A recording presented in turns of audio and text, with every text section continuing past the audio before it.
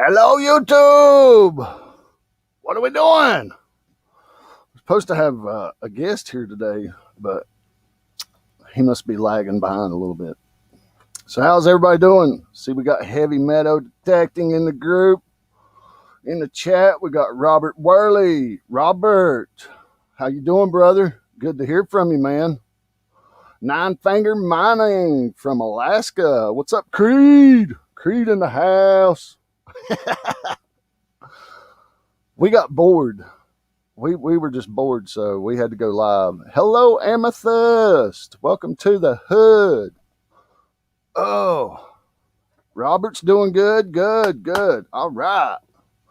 Well, guys, Charlie was coming, but he had kid problems, so he is attending to the children, and then he will be joining us, I do believe. So if you're over on Charlie's channel wondering, well, why is Brewers on Charlie's channel? Well, we're partners. We're teammates, so we can do that. So if you ever see Charlie on my channel and I'm not around, you know what's going on.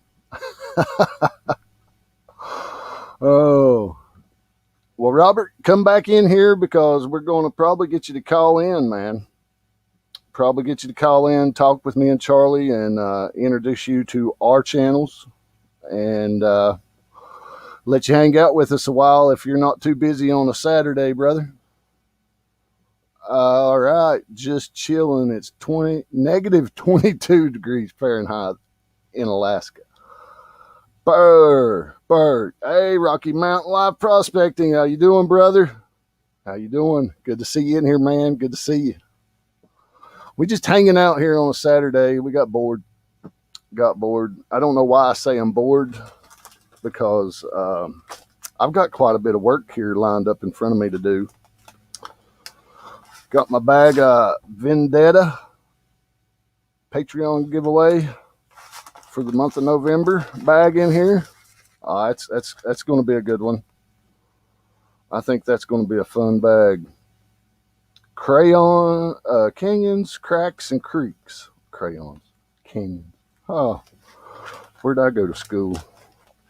I don't know if y'all have seen this or not, but I don't know if y'all know who that is. American Gold Prospectors. That's Brian Wilder from over at the Nome, Alaska, doing the dredging. So, got a bag of his. Oh, mercy. Then we got this nice little colorful bag right here that has a pumpkin on it. I'm sure y'all can identify this bag. This is a benzo bag. Benzo. And them boys are out on the creek today. We all wish we was with them over there. Panning the creek, Lester, Pinger, JP, Benzo, and numerous more are out there on the creek today in North Carolina getting that gold, getting that shiny. Hey,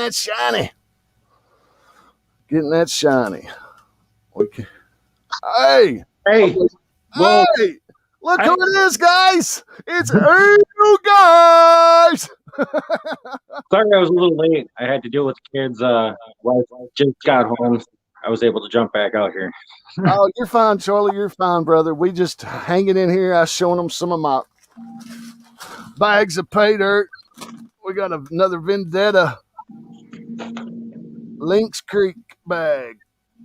Man, that's like a huge bag of dirt. It's a 5-pound bag of dirt with over 3 grams in it. Oh, we're not done. I'll catch you up here. I've got another bag from our buddy Vendetta November Patreon bag. And, oh yeah, we got another bag of Vendetta sitting here. Bag of the Quartz Caliche pay dirt from 48th State Prospecting. So that ought to be a fun one. Yeah, if I grab the phone here, I'll show you the one that I got. Oh, and then we've got AU Family. AU Family, the $35 bag from Kearns River. And the another Wednesday night dollar special to the Brewer's Prospect. Give me a secret spot.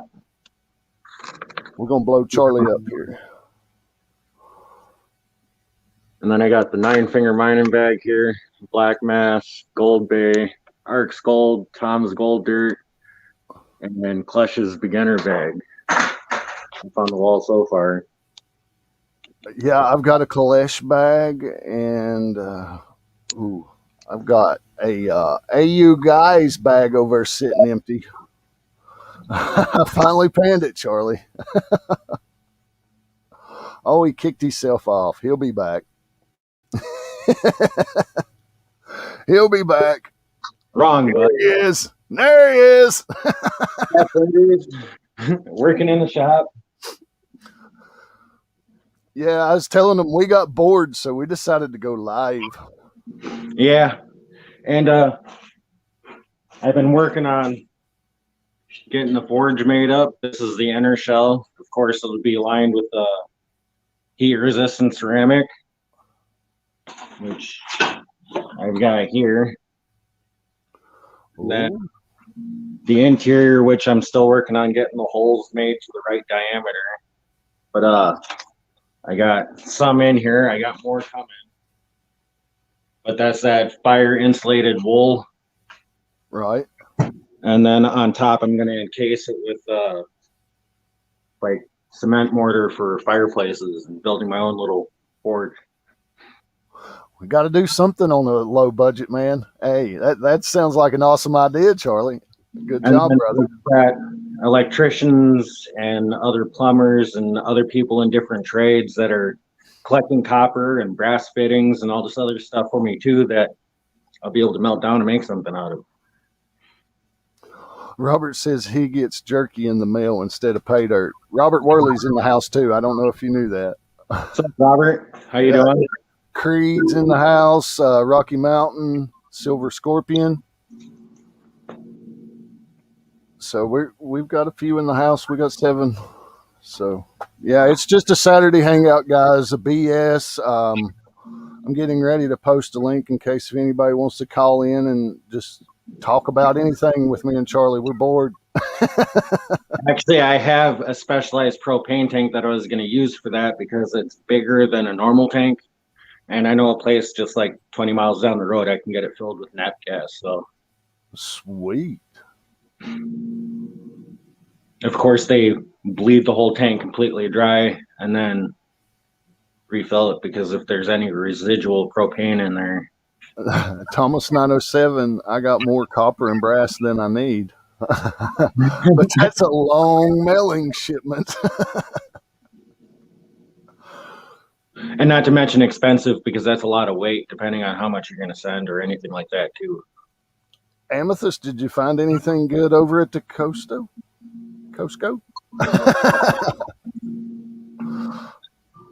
I need to go to the store. I'm about OUT. I have cartons inside, so we pick them up for cheap at the Indian Casino. Sweet. It's like $44 for a carton. Yeah, over here it's $70-some a carton. Yeah. Ooh. Hey, Marlon, how you doing? Boom, Marlon in the house. And there's people that are waiting on mail. I do apologize. Like I'm behind.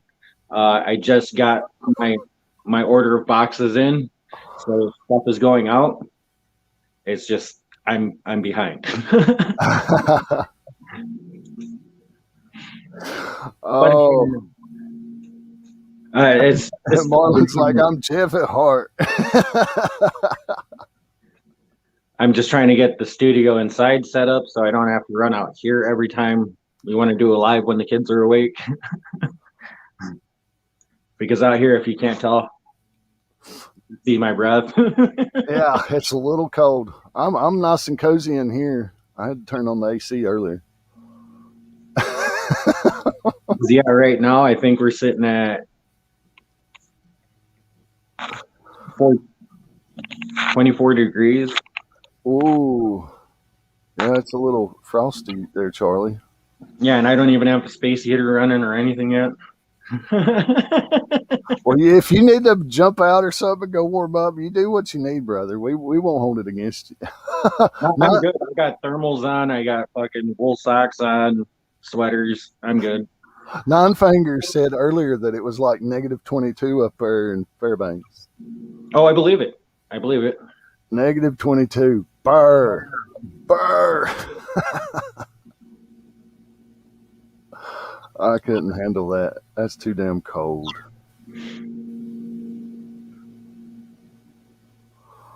Hey, and everybody needs to check out Marlon's channel tomorrow. He's doing a show, his Sunday regular show, but go check out Mare videos on Marlon's channel, please. Yeah, I didn't have a chance to even know what we were going to talk about because I was preoccupied. We didn't do our pre-show like talk about. I didn't have time to queue up links. Yeah, no links, no much. I'll do that shortly. I'll put up the link.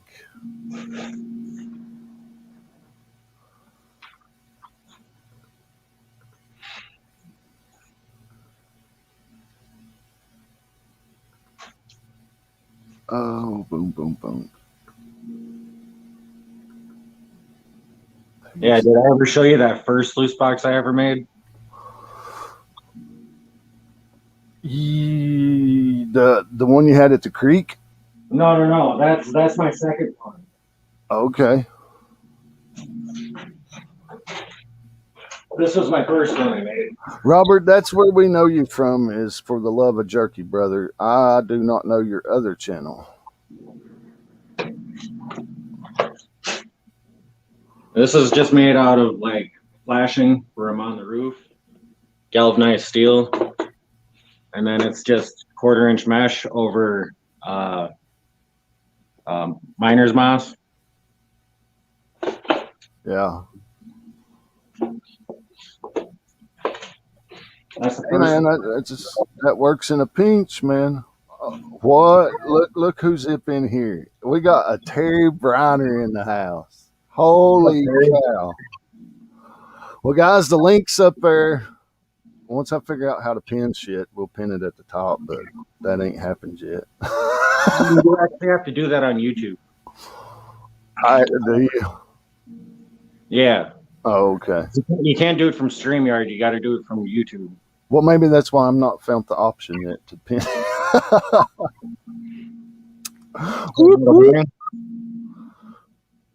Yeah, that was the first one that I made up. And then the other one that I made up, I had at JP's birthday bash. Which worked very well. Oh, yeah. Very, very well. And all that's made out of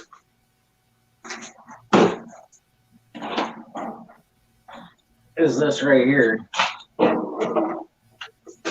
It's just old metal from the swimming pool that I had bent up and made up the sluice box.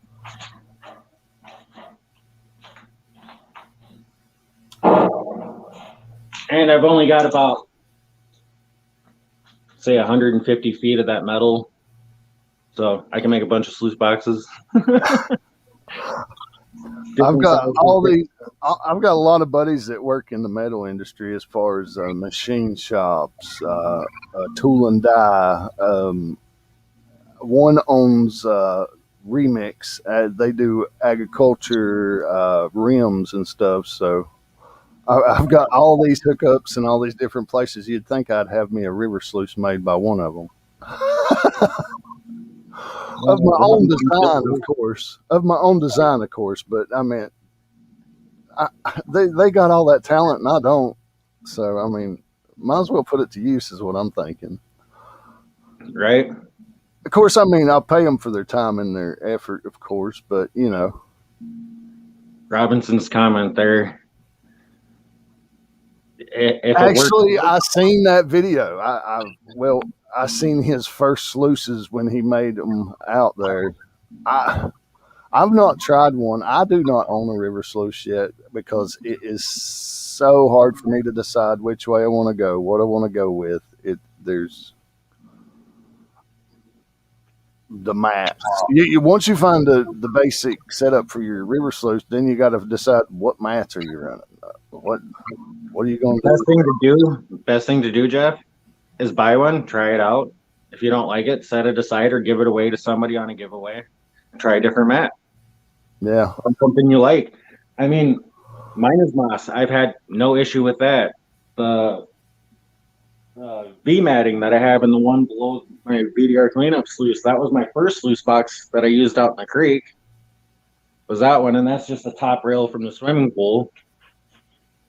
I mean, right there. That's just the top rail of swimming pool with V-mat curled into it like a gutter sluice.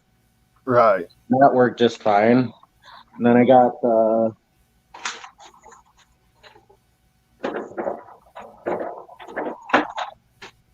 matting like this that I have now, you know, in my sluice box, and this works great out here too. I mean, I've seen a lot of people use it and it works. And then for my wash plant, I got Dreamin'. Right. Yeah, I'm like Mr. Lodak when it comes to having multiple different surfaces in your sluice. If you've got the same one all the way down, you know, that's sort of defeating the purpose. I've got some of that green mat, you know, like an 8-inch chunk across the top of the wash plant, and then I also have those mat of hog mat up at the top, which has got the nugget trap and everything in it. And then I have the dream mat all below that to catch the fine gold. And it works pretty good for me. Robert's daggone logo got me again. I thought that fly was on my screen.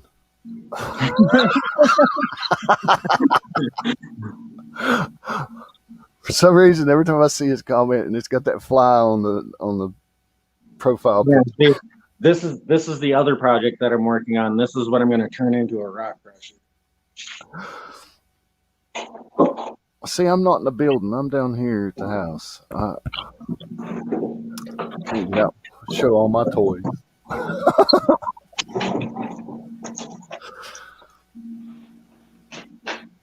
It's going to be the new rock crusher.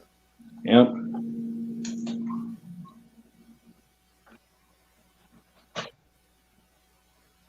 Call it the big 250. I don't make them like this no more.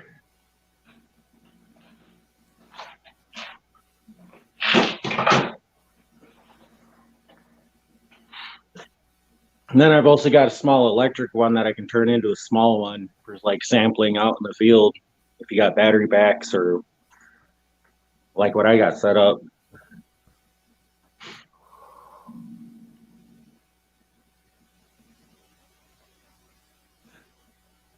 Yeah, Marlon says period specific chainsaw. Yeah. It's an oldie but goldie. And it still runs and works. The oil will grow out in it. Oh yeah, it all still works. Oh, okay. Well, I figured the oiler or something went out on it is why you was turning it into a rock crusher instead of keeping it a chainsaw. No, like I have other chainsaws, but that one's just beefy, big, and it'll sit where I need it to sit when I take it with me. So it's got the horses behind it. The CCs you call it instead of horses. CCs. Oh. Because who wants to take a rock crusher with you when you're sampling hardcore stuff, and where you got to have a wagon just to drag it out there with you? Yes, Moto Mining Mayor is in the house, and I don't know whose channel he's on, but depending on which YouTube channel you're on, you might not be able to see the other channel's chat. Only me and Charlie get to see both of them on StreamYard here at the same time, so we don't know who's where or what. But if you want to switch out, go to Charlie's, like his, hang out on his channel if you're on mine, or if you're on Charlie's, come over to mine, hang out, like it, and go and hang out on whichever channel you want. It doesn't matter to us. We appreciate you guys being here. One thing I do have queued up. Ron F in the house. Is our channel links. for getting over to places. There's mine. For those that are in Jeff's comments there, you can jump over and like mine. And for those that are on mine, here's Jeff's. You got all that stuff pre-set up, don't you? Oh, yeah. Where do you put it? It's on my clipboard. I copy it from my clipboard, and then when I'm in text, I just push the button, and it brings up the clipboard, and I can go through that. Well, see, I've been learning. See, I was going to break it out. If you would have here earlier, you'd have got to see my name is Jeff video, because I've been I've been studying, and I had the great chart master teach me how to do all that the other night privately. The chart master has, I was going to come in here and press you, throw out the "Hey, you guys" video. Yeah, there too. Charlie's good at the links. Yeah, he's good at this stuff. I mean, I wish Charlie had the laptop and I had the cell phone and using it. That way, Charlie would be doing better. Well, even like when I'm on YouTube watching a stream, like if I'm a moderator on a channel, if there's links that are up or like he's dropping names, I try to look those names up as fast as he's dropping them, just so I can post those links into the chat. Exactly, and you're doing pretty good. You're doing real good. How you doing, Robert? Robert's in the house, everybody. If you're using like a laptop or something, if it's got Windows, I like using Notepad, and I'll put like lists of mods and their channels or different people's channels or different links in that. And then all I have to do is just click on the Notepad, highlight it, copy and paste it into chat. Okay, I'm learning. I see. I'm not used to this. I'm an old man. I'm not one of you young pups. How old are you? Older than dirt. No, I'm 45, man. I'm just aggravating Robert. I just turned 39 the other day, so about 10 days ago. Yeah, we were up with you at the end of it. Yeah, we were up with you for like 4 hours at the end of your. Well, it's the next day actually. Yeah, that went so late. It went to like what 6 in the morning almost. My time. I don't know how long you was on there, but it was hours. 7 hours. I stopped by periodically. It was like in the beginning, and then I could drop back by when the heated debate was going on, and then the next morning, Charlie's like, "Hey, Robert's on." I was like, "Well, hell, he's been on all damn night, Dan." That was. Oh, mercy. Because you must have just like went live just as I was getting ready to go to bed. And then I looked at my notifications in the morning when I got up for work and you were live. And I'm like, well, I might as well listen to it on the way to work. And then my boss calls me and goes, well, it's rain day. You're staying home. So I'm like, fuck it. I'm calling in. Right? Yeah, that was a long stream. I regretted that for the next 2 days. I guarantee it. I mean, it was rough. Everyone should mark this down too. December 8th. We're doing something pretty cool on the channel here. It'll be my 1 year on YouTube. Oh, nice. Oh, okay. So, now I'm with you. It's going to be awesome. So stay tuned for that. But mark it down on the calendar. We will be doing something pretty cool on that day. Yeah, I think I used like half of my monthly streaming time that night. I guarantee it. Hey, I got like 50 hours now I can use up. So. Oh, nice. Yeah. I can pay for StreamYards. Well, we had to for the channels, didn't we, Charlie? So that way we can pack them in here. If y'all want to call in, it's here to call in because we want to use our money wisely. So pack it out, people. Pack it out. Oh, that's like. I do have some jerkies I need to try that were sent to me. Ooh. I've actually got 50 kinds from 2 different people. I won't, Peter. This one's a snapping turtle jerky. What? I would And like to try that. Cooked snap this is a ring lamb turtle. jerky. Ham jerky. Mm. Right, Robert. Don't cook What's that? snapping turtle eggs. No, never, never, never, never, never. Never. That's the worst thing ever.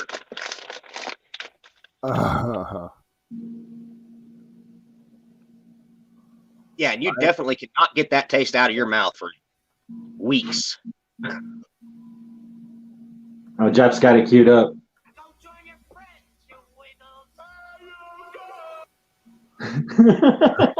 You guys.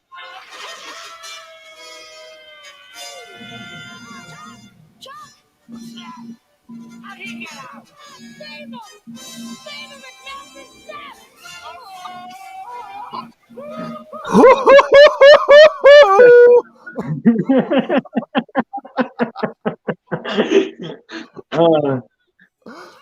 Oh, that's awesome. Captain Chunk.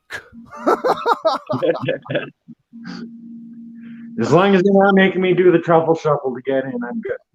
Oh yes, we're gonna make you pull the truffle shuffle, Chuck. You know what's cool is that Chunk actually had the chicken pox when they were filming that, and they didn't tell the people, otherwise he wouldn't have been able to be on the cast. Oh, and the movie's halfway about Chunk. Yeah, and you can actually see the chicken pox on the truffle shuffle dance part. If you look closely, you can see the little pink dots all over his belly.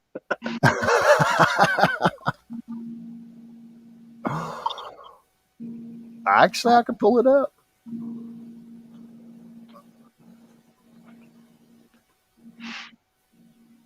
Yeah, like when it started coming up with pay dirts, Mr. Lodek said I should have called them paydays. We're on a payday. It was a baby roof. Baby Yep. roof.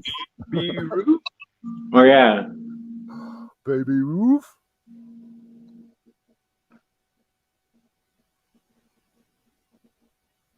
I come across this one too. It was.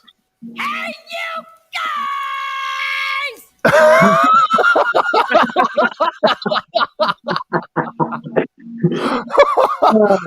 I like that one. Before JP saying it, you know?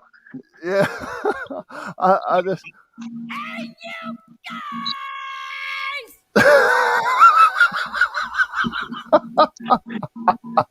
We're getting technical with the soundboard. Yeah.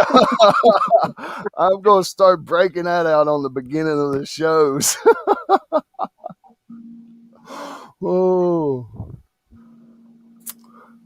That was, I found that the other day and I was like, oh yeah, I'm breaking that out on Charlie Live. Yeah. That's awesome. You know, and hey, you guys might be able to help with an idea that I've had. I was thinking about it kind of for the coin community side of it, but there's still a lot of abandoned silver and gold mines here in the Rocky Mountains in Colorado. Probably be able to find a cheap little silver mine or gold mine or something and do it as like I don't know, kind of like a membership type thing, you know, where you get a whole group of people that wants to be part owners in the mine, and then whenever they want to show up, they can show up and prospect. Yeah, I mean, the silver mines, which I suppose they're galena mines, that takes quite the process to turn over to silver. Yeah, I'm not sure exactly what we've got here, if it's galena or if it's more of a pure silver. I don't know either. I was just supposing that it was galena. Doesn't I'll do it? some research. Have Galena's got information for the next stream. Well, with galena, you get a lead content and silver content. Yeah. You have to smelt it out Yeah. through a smelting process, and depending on how it really has to be a rich galena that has a lot of silver content to it. I mean, a lot of it doesn't, but a lot of it does as well. Yeah, I'm trying to find a mine that my dad worked in for a while, but apparently he thinks it was more or less like mob owned. and they were high grade in the ore. They hit a vein of super high grade material of sylvanite, and it's got, I know it tested out at like over 50 ounces of gold to the ton. And it's hard rock. And then there was like probably 60 ounces of silver per ton. Or That's something like that. Now, doesn't Nicoline also carry silver in it? Nicoline? Not familiar with that. That's okay. If you ever watch Me Miner, and he's up there at those silver mines in Canada, and he metal detects and finds chunks of raw silver, it's mostly Nicoline. Oh, okay. From what I've heard him say, I'm just repeating what I've heard.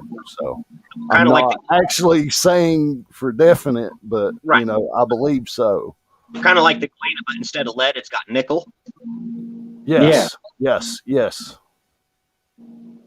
It just depends on where you're getting your silver ore from. It's just like with gold, you get more copper levels in certain golds in certain areas because of the veins that they came up with.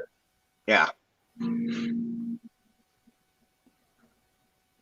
See, like over by Colorado and the Rockies and stuff like that, they were getting more lead with the silver than nickel or anything else.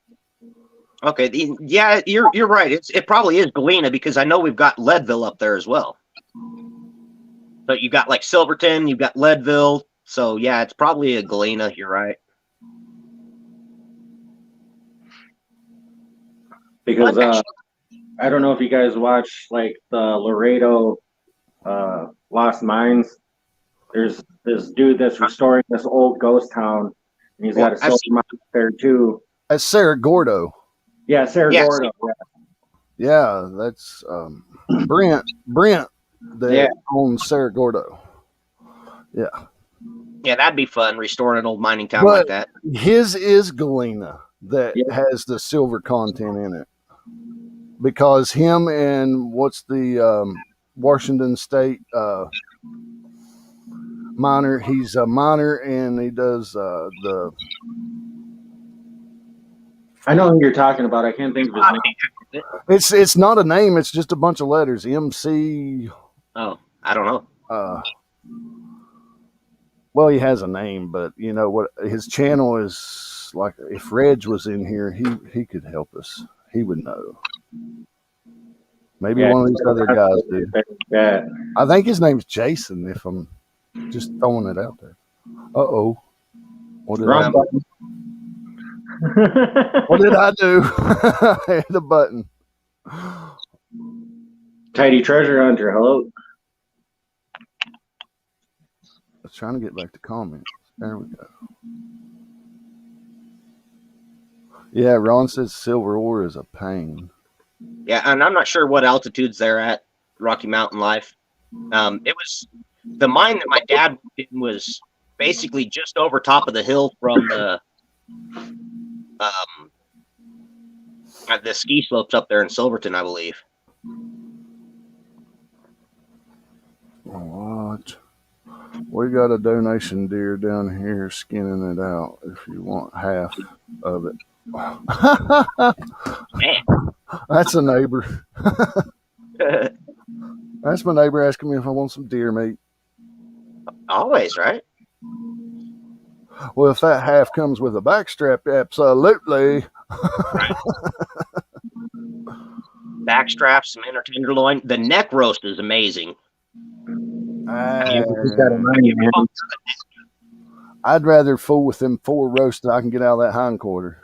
Yeah, but you bone out a neck and you throw that in a crock pot. That's some of the tenderest meat you're going to find on that animal. It's amazing. I don't bone out nothing. I cook it with bone in. That's not too difficult to bone out a neck. Oh, yeah. Y'all got more time. The only thing that's left is bones. We don't. I grew up, we didn't waste any meat. We even save our ribs and cook them up. I'm sorry, the dog's got to eat too. Well, that's the lower legs. The lower legs got too much sinew and gristle in them to use for anything, so those go for the dogs. Yeah, you grind them up. I grind up a lot of stuff and make some just burger for the dogs. Oh yeah, See, we I do. know, I know you guys out here that use the sinew from the legs and stuff to make bows, like recurve bows. Yeah, they're thicker pieces of sinew. I like the silver skin off the back straps personally. There's really good sinew runs down that, and you get long pieces for like a string if you want it. Well, like those other pieces that he's using, he's like epoxying them to the back of the bow just to strengthen it. Yeah, kind of like making a hornback bow. Yeah. But like you said, the silverback on the loins and stuff, like you said, works really great for making bowstrings and stuff like that too. Hey, Yeah. time out. Hey, let's introduce Robert here. And Robert, we want you to introduce yourself and tell the channel who you are, what your channels are, and what your hobby is. Oh man. We got to catch everybody up. Me and Charlie know we've been talking to you for a while, so help our viewers out understand what you do and how we got to know you. Okay, well, I'm Robert Worley, and you've probably seen me in a few chats and seen me around, but I really started YouTube just because Facebook really pissed me off. And so about 6 years ago, I completely deleted Facebook and started watching YouTube. And then it took me a couple of years, but I started getting into the coin community first. And that's where I started meeting you prospectors and kind of crossed over there. But my primary channel I've got under this name, under Robert Worley, there's not a lot of content, and most of it is stuff like I absolutely love fossil hunting. Sweet. Or mushroom hunting. You know, I'm a rock hound. I always have been. So going out, you know, finding beautiful crystals and such. Mm. Or like my favorite fossil find ever, and I've got both halves of the plate, is a dinosaur.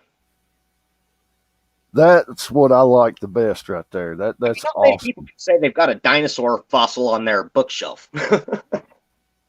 No, by no means. And I love that how it opened up and you have both sides. That Yeah. But you know, I'm a collector of just about everything. But I also like doing crafts like hand carved cherry spoon. Now, I made that one for my mom. Well, I made it, and then my mom said that was hers. But after she passed, I got it back. Moms lay claims to things like that sometimes. Yeah, my mom claimed all kinds of stuff of mine. The links I just dropped in chat are both of Robert's channels there. Oh, nice. Everybody would please jump over there and give him a quick thumbs up and a sub. That would be awesome. But then again, just like unique things like, so let's get back in the light. Damn, I need to grab that one link. That looks like a car. That is awesome. That's just a chunk of a branch. That does look like a car. That come out of Tennessee. But yeah, I mean, well, I guess you guys have seen that wood carving here. That was a little guy that I made. Here, let me turn the light on so you can see him. Little wizard like tiki Yep. kind of feel to it. Hello, Secret Creek. There was a bigger version of it here. That's awesome. I mean, I do all kinds of different things. I taught myself how to do the Native American, the stone carving artwork too. See you tonight at the bar, Ron. So this is a piece that I did a few years ago. And that's done in the fully traditional, using stone tools. Cool. But yeah, I've got a lot of different interests, such like that. Like the flint knapping, of course. You guys have seen the dagger. Yeah, hey, you guys see this here? Rocky Mountain says definitely he fits right in. We invite him to JP's bar. He was there last weekend at JP's bar, I believe. He just don't call in.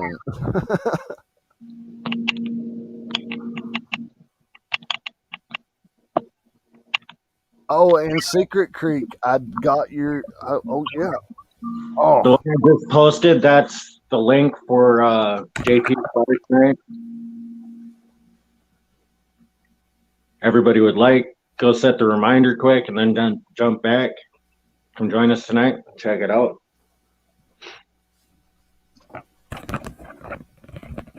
Secret Creek Prospecting. I can't remember. Do I have to shut off my camera here for Colorado time? Colorado time? I will just. Yeah. Oh, and they all just fell out. But Secret Creek sent me a thank you card. Later, Peter. And I have Oh, nice. Secret Creek's prospecting stickers now in the house. Yes. Uh-oh, what am I? I turned everything blue. Okay, there we go. Got the nice holographic sticker. Oh, wow. That one's going on the sluice.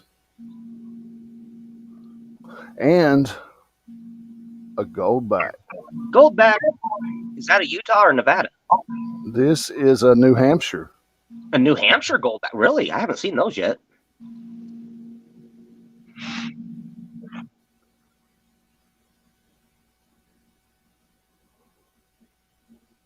That is awesome. That is awesome. I've never owned one. I mean, that's my first right there. That's from our buddy over at Secret Creek Prospecting. Check him out if you've not. Charlie, we got to get you some earphones, dude. Why? We're getting bleed back on the sound. What you're probably hearing is one of the freezers. I can go grab my headphones quick. Oh, I was just aggravating you, man. I ain't making you leave the chat for earphones. Come on, man. Oh, man.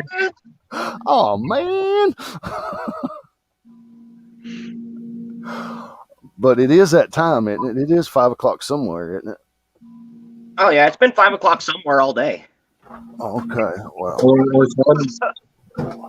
Well, the good doctor says it's time for a. Oh. Well, I would have to go inside to grab one. Oh, what? What? Damn it!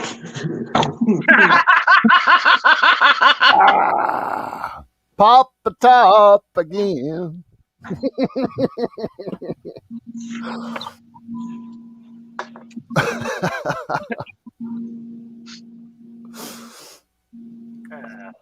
That's funny.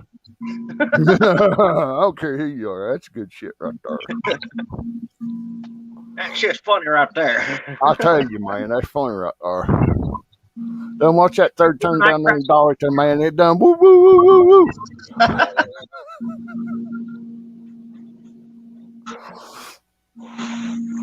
Are those waterproof stickers? You know, if you're asking about mine, Secret Creek, I'm not entirely sure. I know the one is the white back one. I guess background. Right. Okay, you brought enough. Hey, when you put that sticker on there, on your sluice box or something, spray over it with like a heavy clear coat of spray paint. That way it stays waterproof. Yeah. Well, I've got them on the back of my bowls, my pans, you know, just to mark your stuff when you go out on the creek, you know, because everybody's got a Garrett pan, Garrett classifier. Well, most people does. If not, it's a knockoff green pan that's not far off. I think I've got a cheap Walmart pan. Well, that's the way I started, was first off of Walmart.com. You know, I bought me some ASE This pans. Vendetta's got some of my stickers right in his sluice box, right on the bottom where he dumps the gold, and those things are still in there. Wow. Yeah. But yes, thank you very much, Kurt. I appreciate the stickers, man. I love them. That's why I really wanted them. I mean, you've got beautiful stickers, dude. Beautiful. I love them.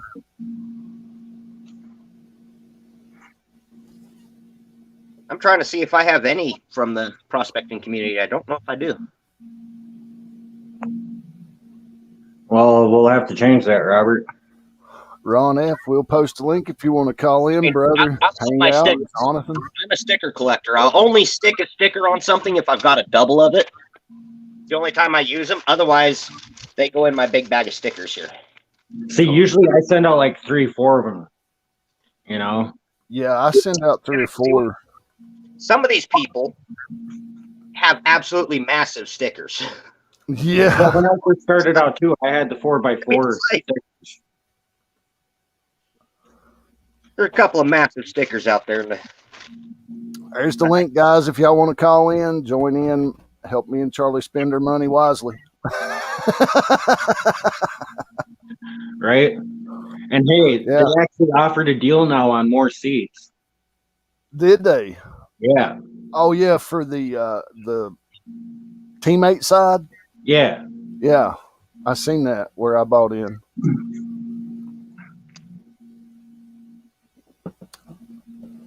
And I should have new stickers coming in here real soon. They've already been ordered and approved and on their way. And yeah, here's, speaking of mail getting ready to go out. There's a Charles. What that is. I know what that is. I can't wait. Oh, and a Barry Drew. Jeff, I don't remember if I've got one set up. I thought I did. Yeah, you showed me the one that had my name on it. There it is. Yeah, there it is.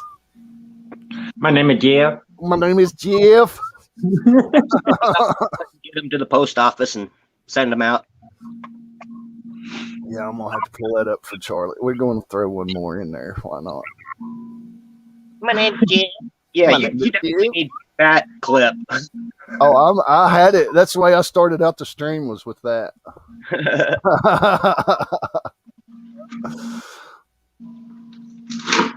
Who's this guy? My name's Jeff. My name is Jeff.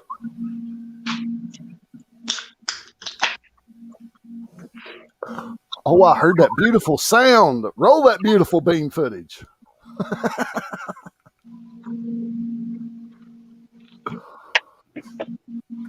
My mind's so messed up when I hear that I think of something dirty. You think of something dirty. Share screen. Oh yeah, and since something else, since a lot of these prospectors do live up in Australia and other cold regions, I absolutely love ivory of any type. Ooh. I'm a big ivory collector. Are you allowed to own ivory? Yes, you can still own it if it's pre-ban ivory. Okay. And also all your mammoth ivory, walrus ivory, whale tooth, those don't fall into the same categories as elephant ivory. How many And- elk ivories do you got? Huh? I've Elk? got a pair. I just have 2 that was sent to me by Stacks and Skulls, or Skulls and Stacks. Shoot. I look Stacking. forward to getting my own elk so I can have the elk ivory. That's what I really look forward to. Yeah, but I had one YouTuber that sent me my first pair of elk ivories, and I've got them up here somewhere. Just not sure. I didn't know that was a thing until I actually started doing some research on going out west and hunting them. Oh, Thomas, a walrus tusk would be awesome. Right? But yeah, and for traditional ivory, I don't know if you guys can see through the camera, but do you see like that wood grain? Not really. Here, let's bring them up slowly. This one's got some of the best patterning for that wood grain pattern that you can kind of see in it. Yeah, my camera's crap. But yeah, ivory's got grain in it like a tree almost, growth rings. But it can be very difficult to spot on some pieces. Some pieces, it's like this one, it's super obvious if the camera was decent.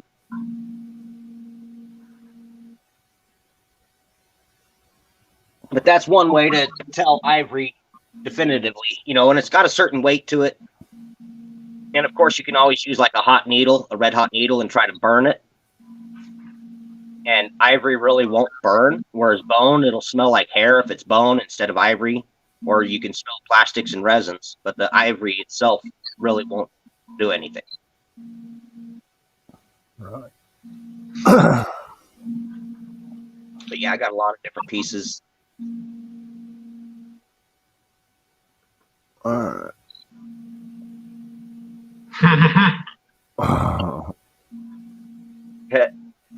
My name is Jeff. My name is Jeff. It's heavy, man. It's heavy. Man, Jeff. My name is Jeff.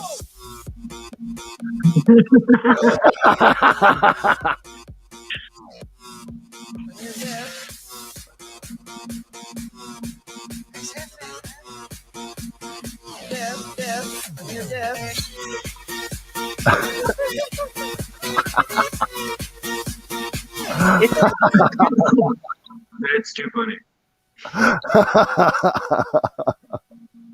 My name is Jeff.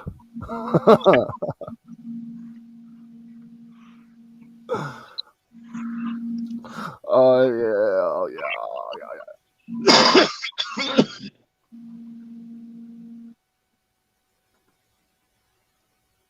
Yeah, I was at the workshop here until like 5 o'clock in the morning yesterday.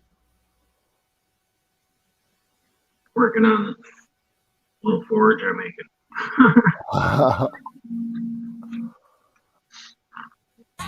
My name is Jeff. My name is Jeff. Who are you? Jeff. No, not I thought of something funnier than 24. maybe you. My name is Jeff.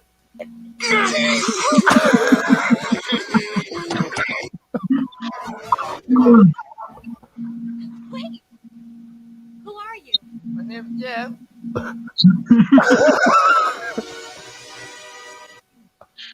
That's definitely a soundbite you gotta have for one of your videos, when you're on the creek and then look back at the camera.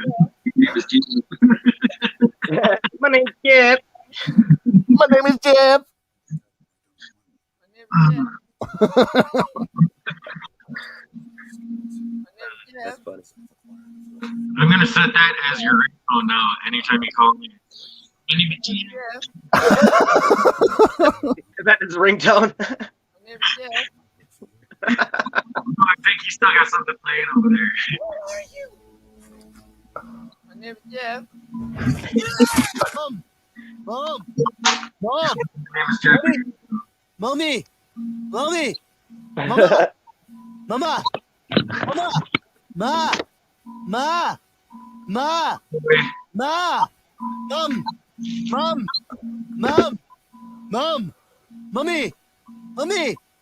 mama, mama. What?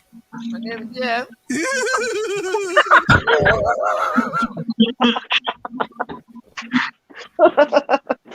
My name is Jeff.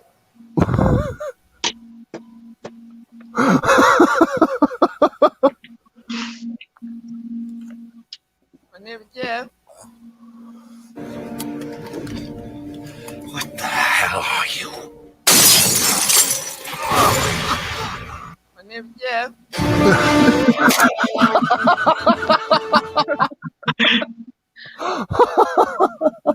No, actually, we had a day where it warmed up and it all melted away, and now it's just cold.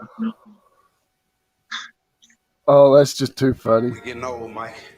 One of them young punks coming to take my baby out on the first date. Who the fuck are you? I'm Mr. Burnett. My name is Jeff. What you doing here? My name is Jeff. My name is Jeff. That was freaking hilarious. Couldn't resist. Oh, I couldn't resist. We're having way too much fun with this now. Yeah, we're having a lot of fun now. I hope everybody out there is having fun. Hey, Reg in the house. Reg Lab. I can't see Jack right now. I'm outside smoking a cigarette. I've heard Reg LeBay. I heard Reg Lab. I've heard all kinds of people butcher it up. LeBay. Right, Reg? LeBay?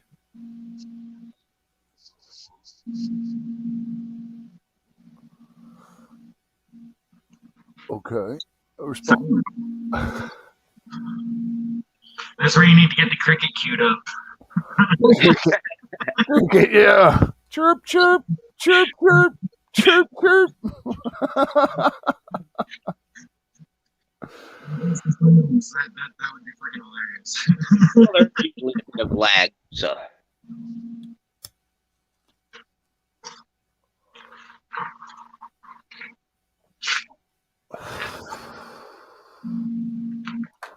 Woohoo. Yeah, where'd you go? Number 2. Number 2 already? Well, I got the big boys. Mine ain't the little sissy cans. I left my beer inside. Hold on. We can't have that, Robert. Well, I step outside to smoke half a cigarette, and then go back in. Lab, eh? It's lab, eh? It's lab, eh?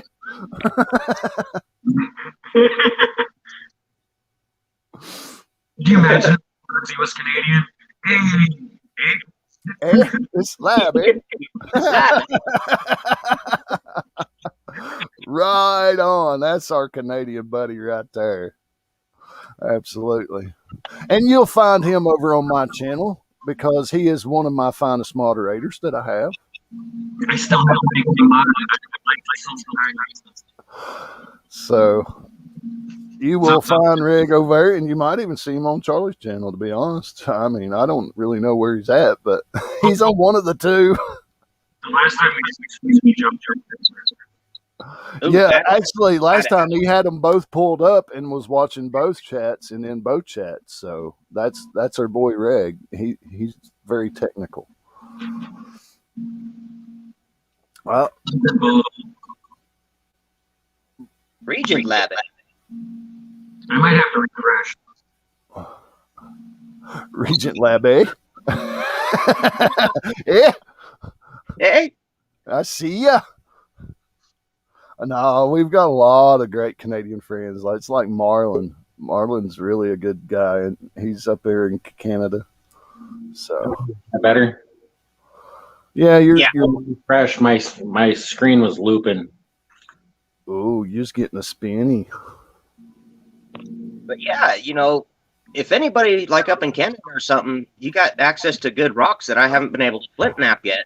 I'm always interested in getting rocks in the mail too. The post office hates it. Oh, they don't mind. As long as they get their money, the post office don't care. You know our prepaid boxes we have here, our priority mail boxes? You can put up to 70 pounds in those boxes. So you get like a medium flat rate box and you fill it full of rocks. The post office does not like that because they think, they're not used to a super heavy box being that big. Or small, rather. Yeah, you just go ahead and mail me your gold now. The big bricks, the better.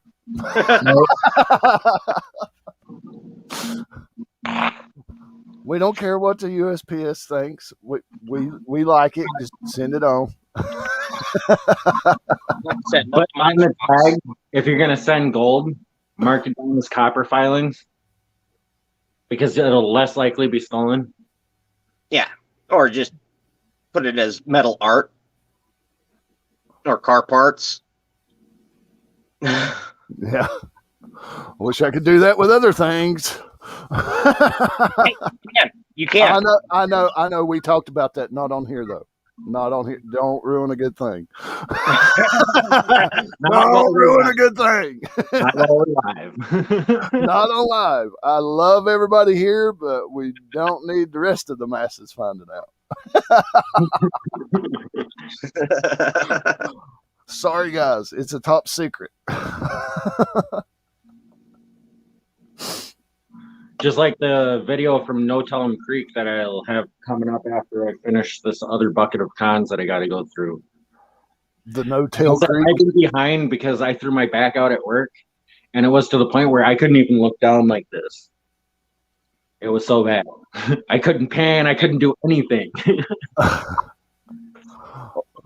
saw my bigger carvings. I also started doing carvings on pieces of rosewood, branches off of a rose bush. Hello, Squirrel and Magnet Fishing. How you doing? Squirrel's in the house. How's it doing? Yes, So squirrel's good.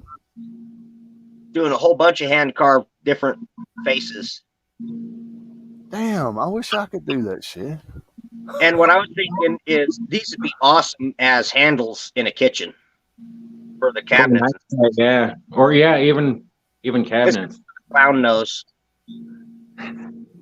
Dude, man, Robert, why don't we make a few walking sticks canes like that?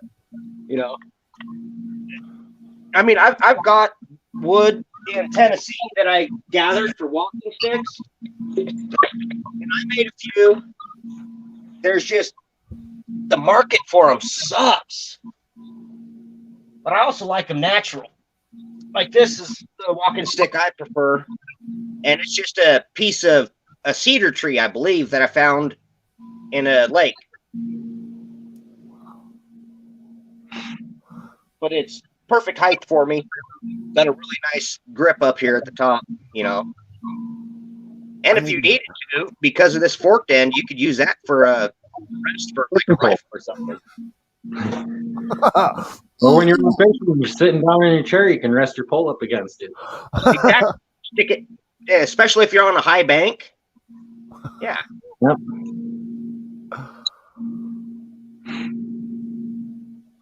I need to go get that rock, so I've got to make a trip to the garden. So you got the show, Charlie. Tennessee has some really. Tennessee's got a vine that'll grow around. It'll loop itself around a branch, and it grows so tight that the tree actually twists around it. And so we get these beautiful natural spirals. And I've got a whole bunch of walking sticks and stuff like that in storage out in Tennessee that are just, they haven't done anything to them. They've just been cut off, left the mark on them, and stored them so that they would cure out. That's awesome. Most of them have been stored for about 10 years now, so they should be good and cured. Also ready to carve? Yeah. Yeah, whenever I saw them, I'd gather them. See, there's one I found that I thought would be awesome to go along with the Halloween costume one year with the kids. Is it looks like a big old staff. If you give me a sec, I'll run out and go grab it. But you'll have to take over for the show. It's like right outside the door here. All right.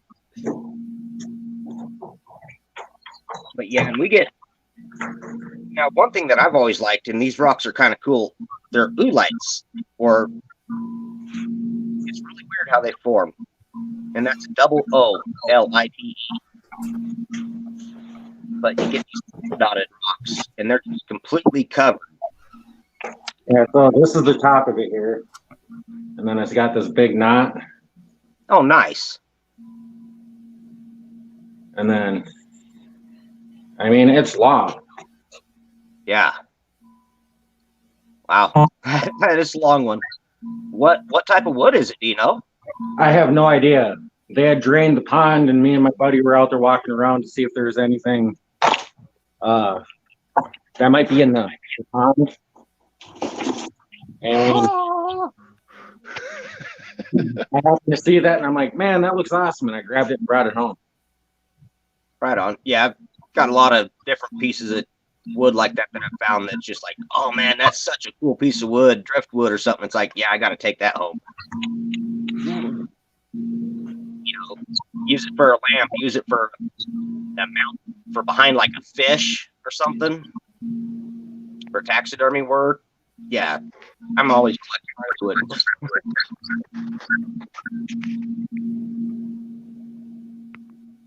Jack Brewer's showing Rock. some of his rocks.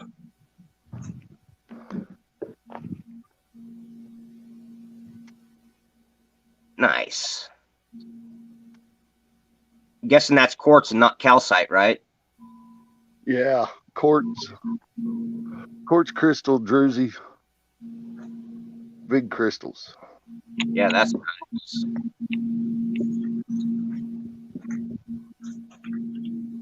That's more your calcite there. Okay. And yeah, that looks like calcite. yeah, same thing as this one, but this is just a better specimen. Then we get over to the conglomerates. Oh, that's a cool piece. Now, is that a limestone that's weathering out of? Yeah. Okay. It's real scratchable. Just, yeah. It's kind of a greenish gray. Then we got a big chunk. Nice wood. Petrified wood. That's a beautiful chunk of wood. And then another piece of petrified.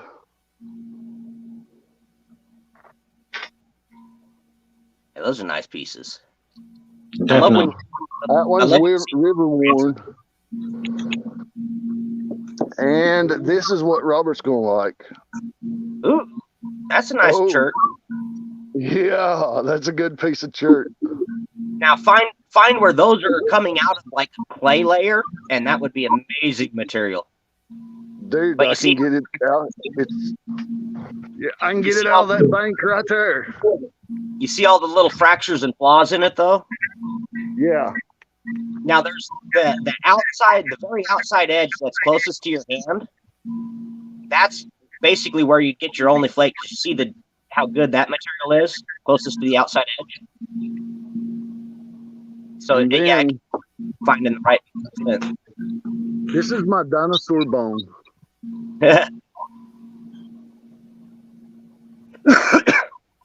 It actually has a center and everything just like a bone, but I'm pretty sure it's just a rock.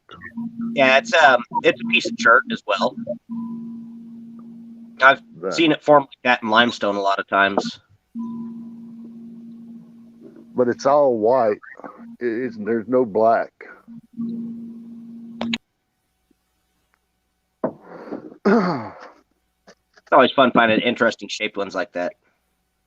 Oh, beautiful. Nice little druzy pocket in limestone. Charlie's playing with settings. I had an echo going on, so I refreshed again to see if that would help.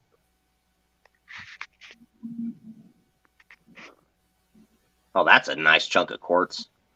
Because I didn't even open up YouTube or nothing. I just went straight into StreamYard website. That's about 20 pounds right there, or more in my hand. That's a massive quartz. See if we can get the pyrite to show up. It's not going to show up. Yeah, it looks a little greenish. Oh, the greenish rock, yeah. Well, that pyrite. Yeah. Oh, that's nice. Come on, sunlight. That one's got some green copper color to it. Yeah, I don't think the camera's doing it justice. Here's some crazy lace. Ooh, that is nice. And it was hollow inside, huh? Yeah. Just that's a nice piece, yeah. And here's one of my little Indian finds. Like a little paint pot. Yeah. I mean, it's just smooth as can be right there. Yeah, I had one that was similar to that somewhere in my collection. And that's what I figure is it's probably for like a pigment or something. Here's a bigger piece of the crazy lace with a bunch of druzy inside. It was hollow as well. That's cool. Are you finding those locally? No, this is my collection.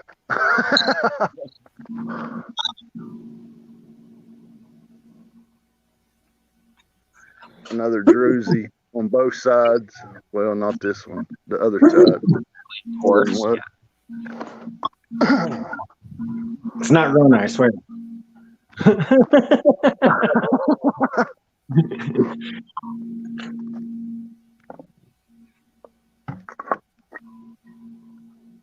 Oh yeah, that. It's got a bunch of nice crystally nodules on the. Yeah, I love the buckridal stuff like that, where it almost looks like grapes. But this is the one we got to get. Just be careful, Secret Creek. Robert, you ever seen any stoneware like this?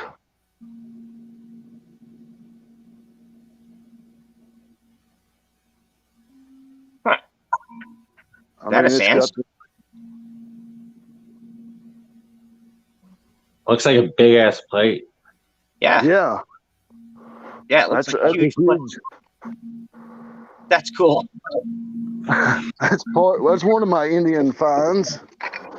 And then you know the where they used to patty out the dough. Perfectly smooth. You found a fossilized pancake. Fossilized pancake.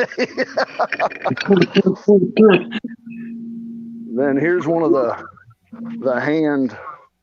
I think it was for skinning, for dehydrating and stuff, because I mean it fits perfect. Have you ever found left-handed artifacts?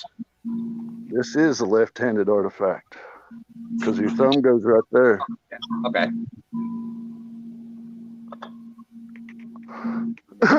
Actually. Then we've got the I don't know if that shows up very well. Interesting. Looks like an axe head. Mm-hmm. Yeah. And it's perfectly flat on this backside. I mean, that you usually don't find that kind of perfect. Great angles in nature. Yes. Thank you, Charlie. But this one here, man-made, this is was the old tomahawk point that was in a wooden stick. It was just to butcher your head with in a bash. Yeah, pretty much a war hammer. Hello, Dennis. Like hit by a plow a few times. Yeah. And this one's just odd to me.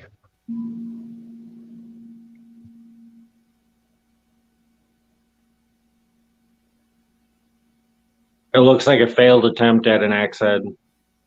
Yeah, kinda. That's what it reminded me of. But we found this in a rock pile that, and that's just perfect.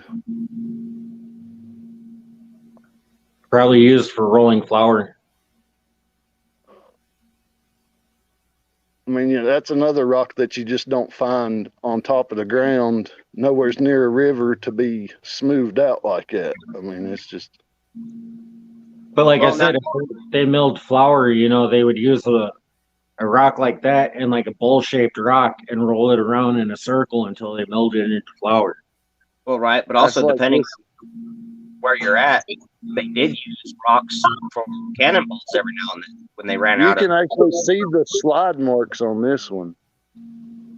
Yeah, it's probably for sharpening points. I don't know. Robert's into this map and stuff, so I figured he might be able to identify something about it a little better than I could. But Yeah, it's just hard to tell without having them in hand. exactly. But if you look at it, it had 3 different flat sides where it looked like it was worked for sharpening points, and it could be for sharpening But different kinds. this is the piece I want to send to Robert. That's a nice dark piece. Yes, I'll take it down here and we'll get a better look at it.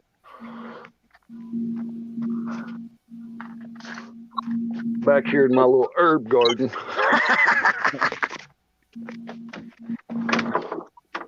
The tomatoes he grew in there were awesome.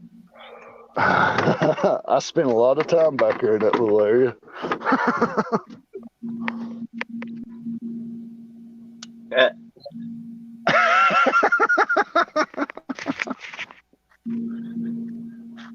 And that's why Jeff never shows from his waist down. No pants, no pants.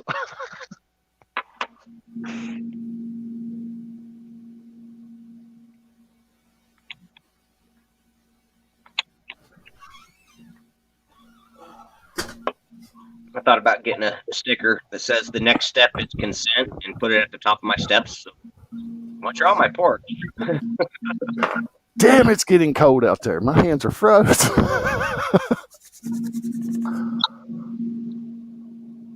I'm out in bed. My hands are bare. There you go, Robert.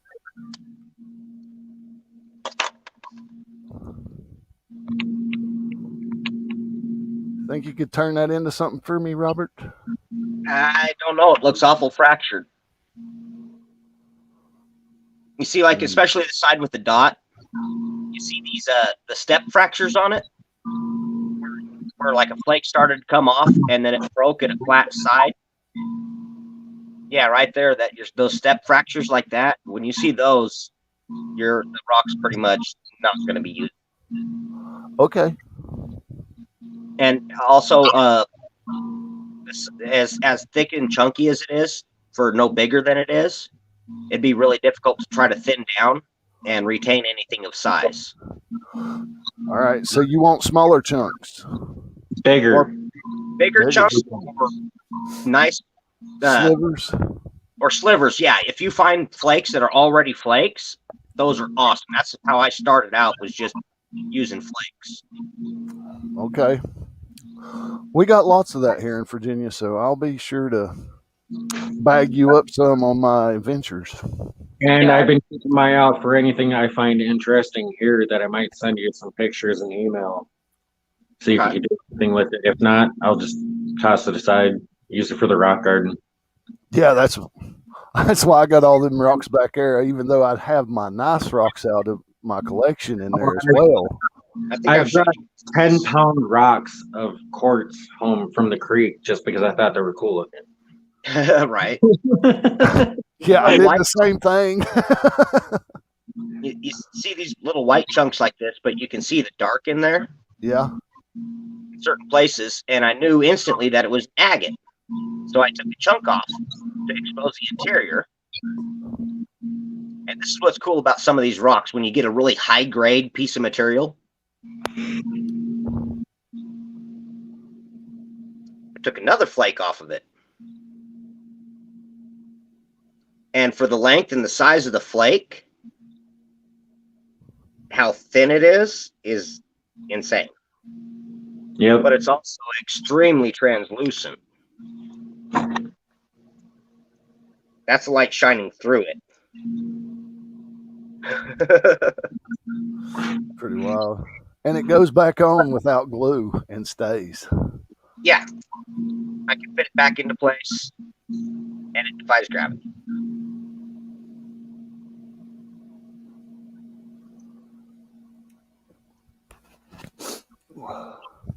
Yes. Oh, Dennis is blowing shots right there. I think he's at work, man.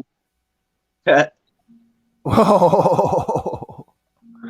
I love the war between Dennis and Heavy, man. It is so comical at times on our private chat on texting. It is hilarious. But of course, it's not YouTube friendly content that we could, because some things get a little racy. So Things get a little sideways even on Oh, that. so it should be on my channel then. Yeah, Dennis and Heavy needs to have it out over on Robert's channel because it can be very debatable over there.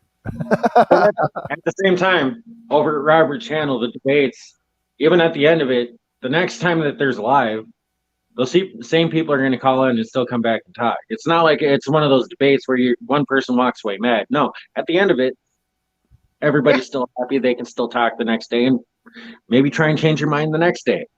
Exactly. It's an awesome time over there. It's an animated discussion. I like the term animated discussion. Exactly. That's a good term for your channel. I mean, it gets animated pretty quick over there. Sometimes, depending on who's there and what topic you're on, you know. Right. I haven't seen Let's Go Brandon yet in the chat, so I'm surprised. I can drop that in real quick.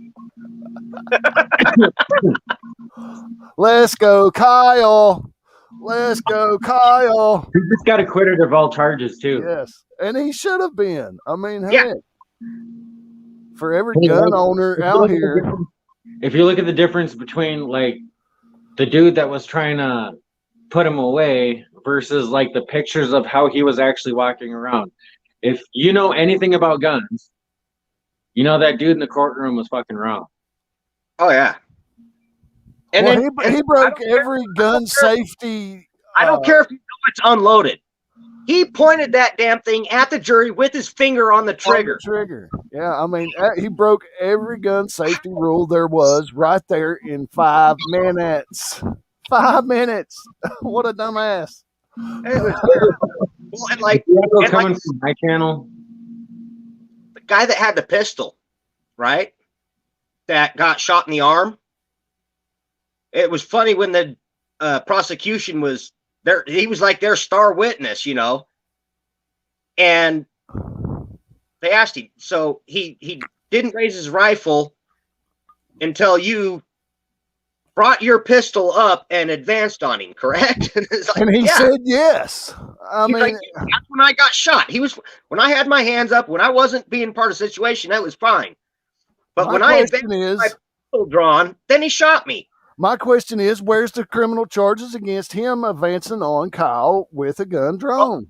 Exactly, because he is a felon. That was the illegal firearm in the situation. Kyle's wasn't. Well, exactly. Where's the charges on dude at? I mean, he a felon with a gun and then even brandishing it. Kyle had a rifle. You can't conceal a rifle, so you have to carry it out in the open. Right. He was not advancing in a threatening manner. I mean, I've seen the video. I've watched it numerous times. I mean, yep. And then you got the other two trying to come in and kick his brains out. What are you going to do? I'm going to kill the people that's trying to kill me. You know, I mean, that's just what you do.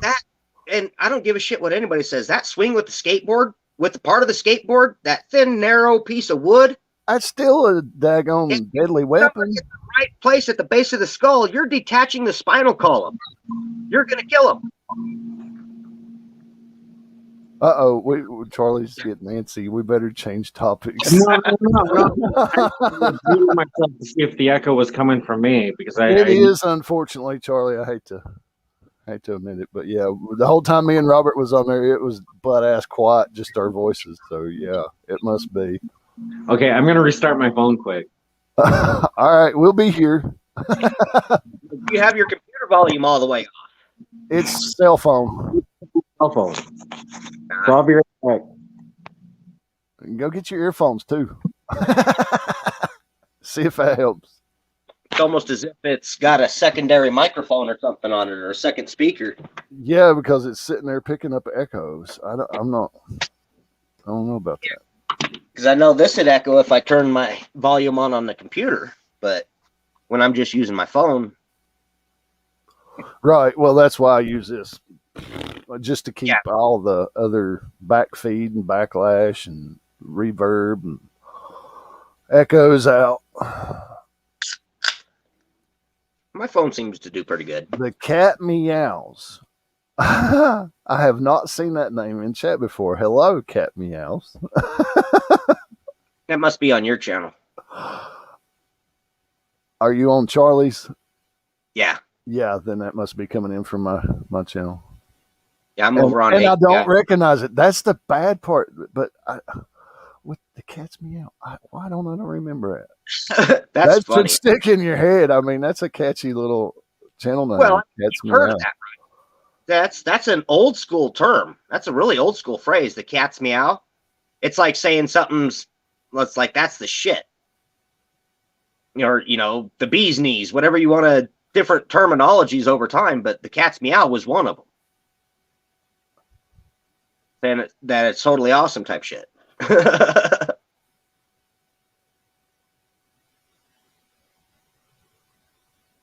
Did you mute yourself? No, I'm sitting here reading chat, man. No. I was catching up on what cat's meow was saying. Like, what's going on here? And you guys that do your prospecting, if you're in old regions, you should always metal detect for coins as well. Right. Never, go find the old cabins and shit, metal detect around them. Actually, all I find is 1 penny, one wheat penny. It's either nailed up.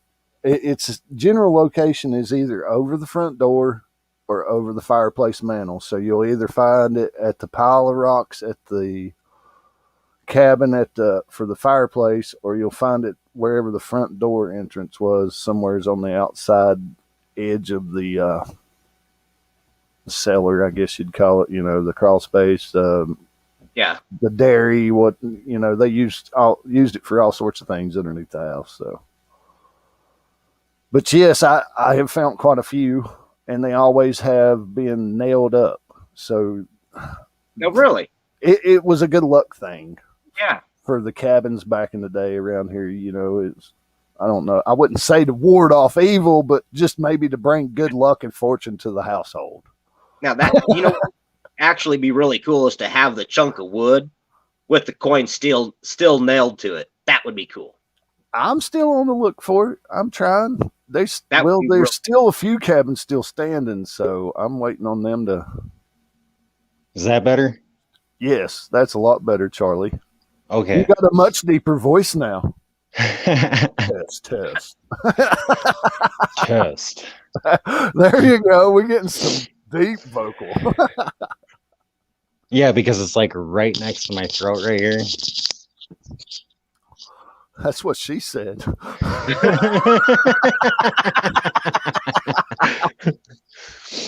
Oh, that's too funny. All right, I'll be right back. Come on back. Bring her on back. Back her up. The only problem is now I got to stand like 3 feet from the camera.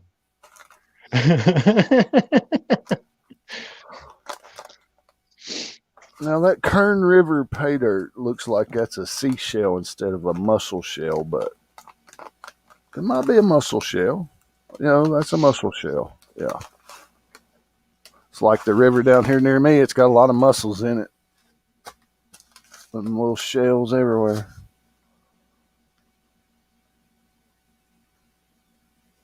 To be honest, I don't remember winning this one.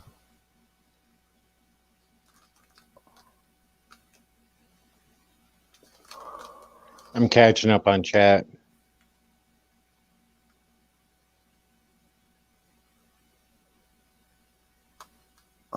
You reading the cat's meow? Yeah.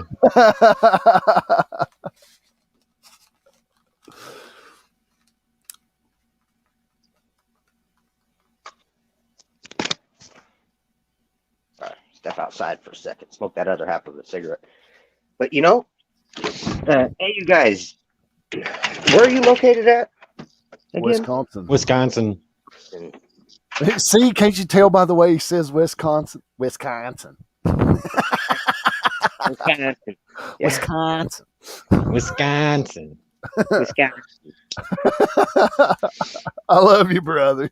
I'm in between Shawano and Green Bay. Green Bay. Ooh. Anything green in Green Bay? We need to find who do you have in chat that's from Alaska? What about Alaska? Who all do you have in chat that's from Alaska? The only person that's Thomas, popped in so far was Thomas 907 and Creed from Nine Finger Mining. I was thinking about the type of jerkies that they could get up there that we couldn't get down here. Like Charlie's got some. He had. Yeah, some. it's really fishy. It was salmon jerky. Yep. Well, I do like smoked salmon, but no, this it had the smoke taste, but it was fishy. Did Moose enjoy? But see, I haven't had. They spit it out. He spit it out. The dog said, "Hell to the nah." They spit it out. I haven't had caribou jerky, and I'm sure they make walrus and seal jerky up there. At least the Inuits would. Actually, I heard. Didn't Ray mention that from Greenland? Charlie, were you in that chat? I wasn't in there like for the beginning of it, and I jumped out towards the end there because I was working on stuff out in the shop here. Now, see, in the perfect sunlight, my hair is copper. I mean, copper. Yeah, it's weird. I've got dark brown hair and I've got this red beard. I got patches of red, I got patches of blonde, I've got brown, and I got gray. I got two little white spots coming in right about there. No, see, like everything is like down along here. Oh, there's plenty of light colored hairs in there now. And here it's all gray. I got a daggone 23-year-old son. I deserve a few white hairs. Who serves in the Air Force, so there's no stress there. I had an aunt that went snow white when she was like 22, 23 years old. Really?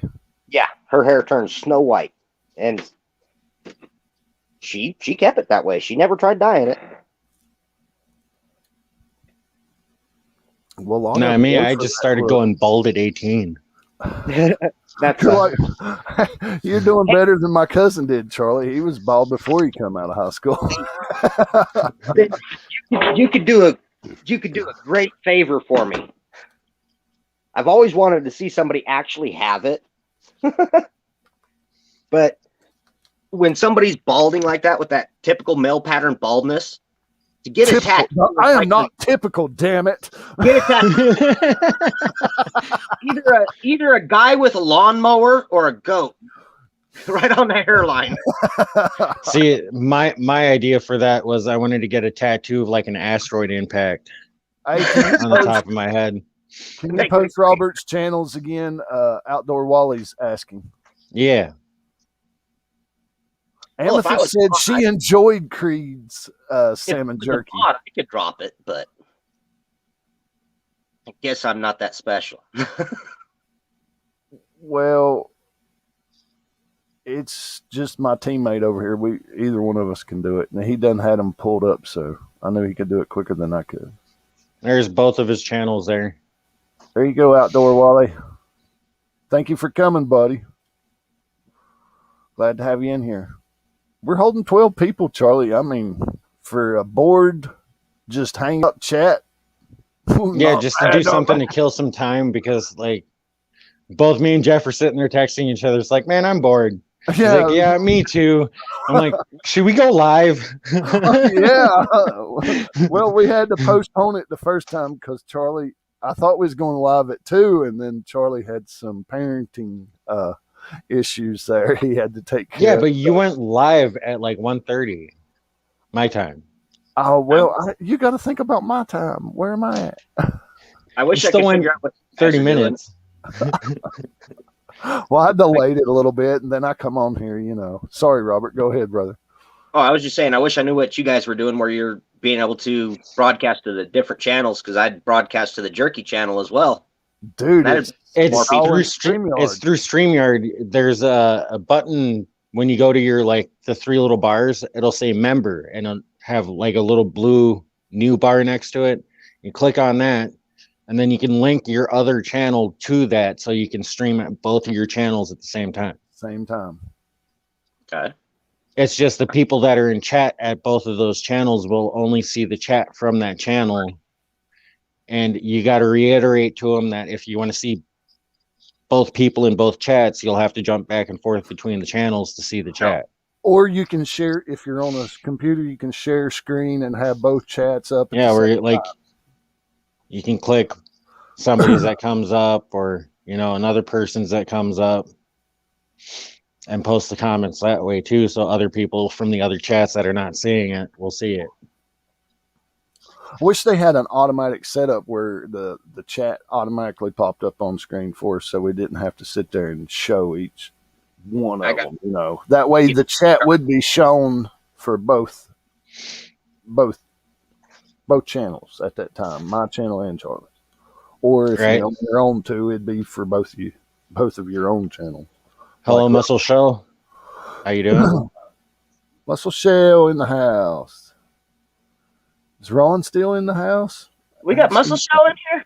Yeah, Muscle Shell's in the house. Outdoor Wally, which I think Outdoor Wally just checked out your channels, and seen somebody else said they subscribed.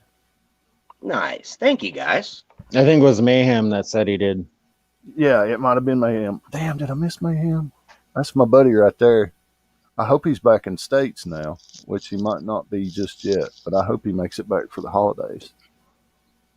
Hey, I got good news. I got a text the other day. It was like, hey, I'm going to be in your area. Why don't we meet up and go dig? Go metal detect. So I don't know if I should let the cat out bag here or if I should do a surprise video. I would do surprise. You dropped enough hint right now, so. Yeah, so anyways, I got a text. Buddy of mine that's probably a buddy of everybody's, I mean, he's well known. He's no secret to the detecting community, that's for sure. And he makes his presence in the whole treasure community. I'll say it that way, because he really helped my channel start off. I'll put it like that as well. So he's another one of the people that helped me get started. But I get to go meet up with him this coming week, and go do a little detecting here in my town. So it'll be that's going to be awesome. It's going to be a good collab. It is. I mean, I don't have very many detecting videos, but I'm after that shiny. I got that gold fever.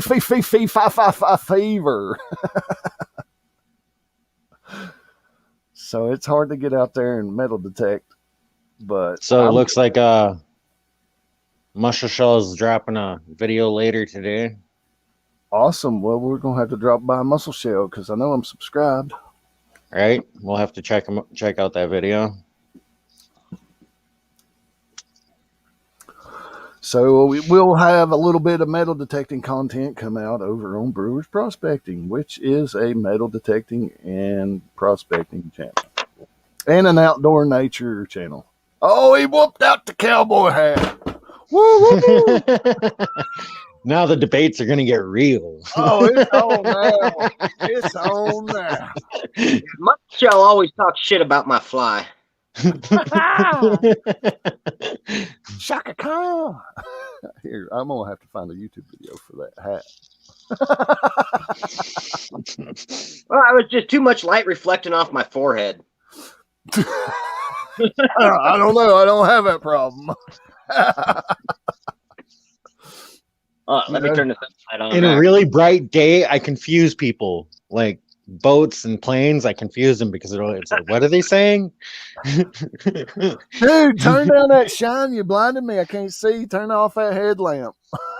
Like, what headlamp? I ain't got no damn headlamp on. What are you talking about? What are you talking? There you go. My forehead. Polish it up to a really high shine. Keep a buffing cloth with you. No, one of the guys I work with, he's even younger than me, and his is further gone than what I've got. I feel bad for him. That would suck. He said even before he got out of high school, he never took his hat off. It's not the hat that does it. It's not. It's horrendous. No. But he said the reason why he didn't take his hat off is because of that. Oh, absolutely. I mean, well, I never really give a shit what other people thought about my looks. I mean, personally, I've never really cared. I'm not one of those people. I'm just sorry, but I'm not. I mean, I appreciate your opinion. Turtle wax, Moto. But it is not that important to me. Well, here's one thing that's funny is that male pattern baldness is passed down through the female line. No. To Moto's question, I recommend turtle wax. Turtle wax. Well, see, I use whiskey and hardtack beard oil up here as well. You know, whatever residues left from putting it on my beard. Yeah, so it gets a nice sheen in there, Moto. Whiskey and hardtack. Hemp seed oil would be best. I don't that's have a good any. choice too. I don't have any.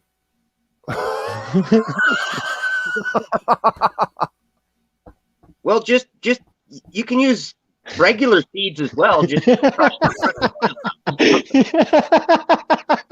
doesn't have to be hemp.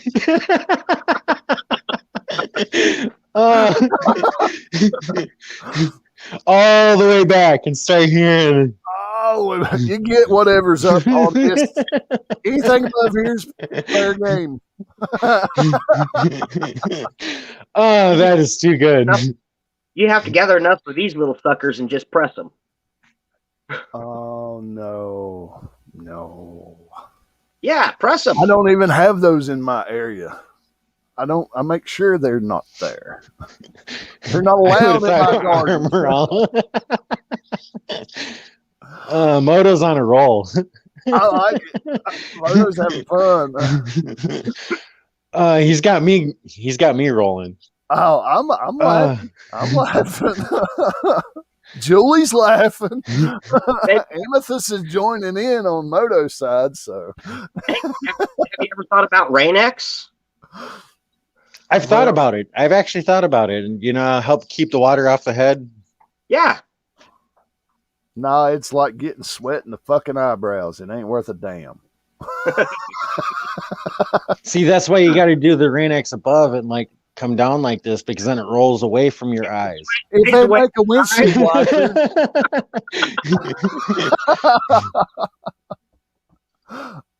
I guess they call that a sweatband, don't they? See, I like that the temperatures are cooling off now, because during the summertime I sweat like crazy, and it's always because I don't have hair up here to absorb it, so it all just runs down my face. Yeah, and as much beer as we drunk at the birthday bash, and we're over there at 9:00 in the morning on the Saturday, sitting there high banking and sweat just rolling off of both of us. Yeah, because there was a lot of charts that night too. Oh, lots. Sounds like fun. Oh, it was loads of fun, dude. You got to make a trip back to, well, not Tennessee, but North Carolina. Yeah, if I went, I'd love to go to Hidden Night sometime. Well, yeah, I would too. I'm after some nice smoky quartz from Hidden Night, right? No, it's hidden. Like hidden? Okay. It's Hidden Night, North Carolina, and they've got basically the largest variety of gemstones concentrated in one area, pretty much anywhere in the world. Well, You yeah, find emeralds and rubies and all kinds of good stuff there. Extinct volcano or volcano system, because that's why you get the gemstones and crystals. Because most of that stuff you usually find in volcanic tubes. Charlie, what we brought home from Thermal City, you need a bigger van. Because if you went to Hidden Night and went just playing in the creek like we did, you'd be there all day just picking out crystals, man. I mean, Right. they're that abundant. Okay, well, next year we're going. Okay. Well, I'll bring the trailer. All righty then. How much fun would it be to go down to like Central Florida and find some big ass megalodon teeth? That would be fun to do, but I found some in California. Did you? Yeah, I one found that was some as big as here my in hand. Virginia. I found some here in Virginia. You can get meg teeth there? Yeah, on this side of the Blue Ridge. Nice. Yeah, so Tennessee It used to be oceans pretty much all the way up to like Wisconsin, border edge of Canada and everything. So why wouldn't you find teeth there? Well, that's like, I found a couple of shark's teeth here, but we didn't have megs in this area. Well, do you know of Gray, Tennessee? Gray, Tennessee. No, not familiar with Next that. to Johnson City, Kingsport, Okay. Bristol. Yeah. Way far east. At the tip. Well, they just at Gray, Tennessee, they just found a megalodon. Nice. Like, So- how much of it? No, I'm sorry. I think the whole thing, because it shut down the road system for quite a while next to the high Really? school. Yeah. I mean, they had the tents up. I mean, just full on excavation of the whole woolly mammoth. So prospecting? Megalodon. Gary? Sorry. Okay, megalodon. Woolly mammoth was in Virginia, sorry. Nice. So, So I you mean, might- they're starting to find quite a bit. So you could possibly find pieces of tusk there. Tusk, teeth. Well, I've even found shark teeth here in the mountains. Now, how it got in that creek, I don't know. I can't explain that, but this was part of the ocean bed at some point before it got pushed up into the sky. So I do have rocks and the metaphoric rock that proves that, because, I mean, it's on top of the ground with seashells, rounded stone and everything, just a big conglomerate. I mean, Oh, that's nice. yeah, I brought love some home. You know, I'm a fossil hunter, so I'll show this one again. That beautiful ammonite. But That's then, an awesome specimen piece there. That is. yeah, and this one actually, you can see if I get close. These spikes on here. Yeah. Got sharp spikes. But on the other side, it's got this mussel shell. Hey, mussel shell. And it also has a little tiny ammonite right there. So was it like a hermit crab? It would change shells. No, they continued in that same shell and they just kept growing. It's kind of like similar to a nautilus, where it's like a squid-like creature inside of that shell. Pirate prospecting in the house. I hope he got my email the other day. Like this one's what's known as a heteromorph, because you see how it elongated here. You've got a fairly tight spiral here, but then it elongated out and it left this gap in between. That's and so cool. It's still a type of ammonite, but it's a different type. And pieces like, you get chunks like this that's got multiple ammonites in it, just all over the place. Some of them preserved well, some of them didn't. But they can be kind of crumbly. Oh, he replied. I better check my emails in.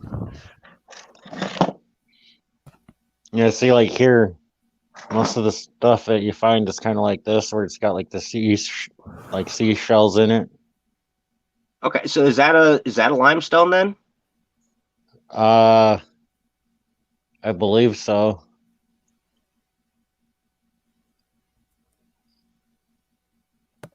Yeah, I've found some of my best fossils have come out of limestone. You get such great preservation, and the crystallization of the shells that you can get is insane.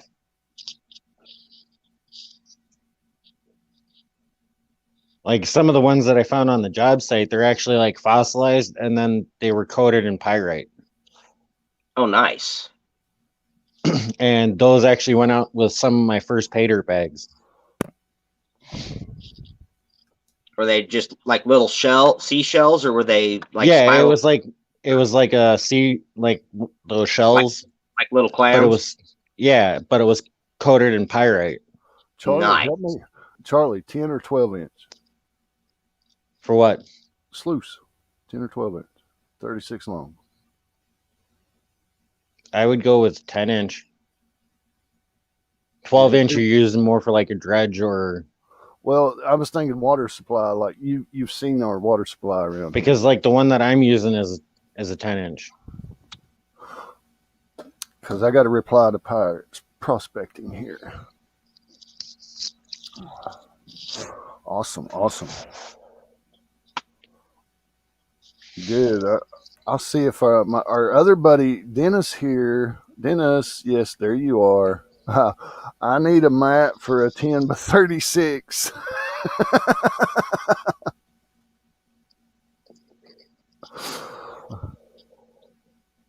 if we can get Dennis to respond here, heck, this is going to be awesome. I'll work all this out right here. It's pretty good.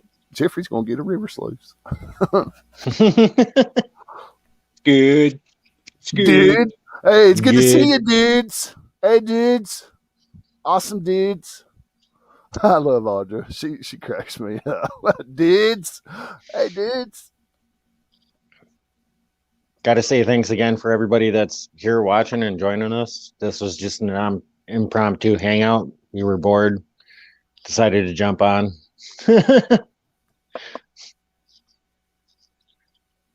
Oh, hey, everyone. Guess what happened last night? What's that? They released Ghostbusters Afterlife in theaters. Afterlife. I think I caught the previews for that. Oh, it's going to be amazing.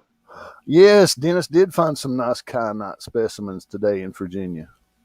Hopefully they'll be in the mail to me soon.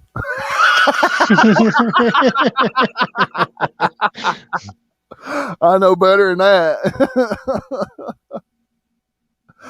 Oh, congratulations, Dennis. Those were some fine specimens. Very, very colorful. Very colorful.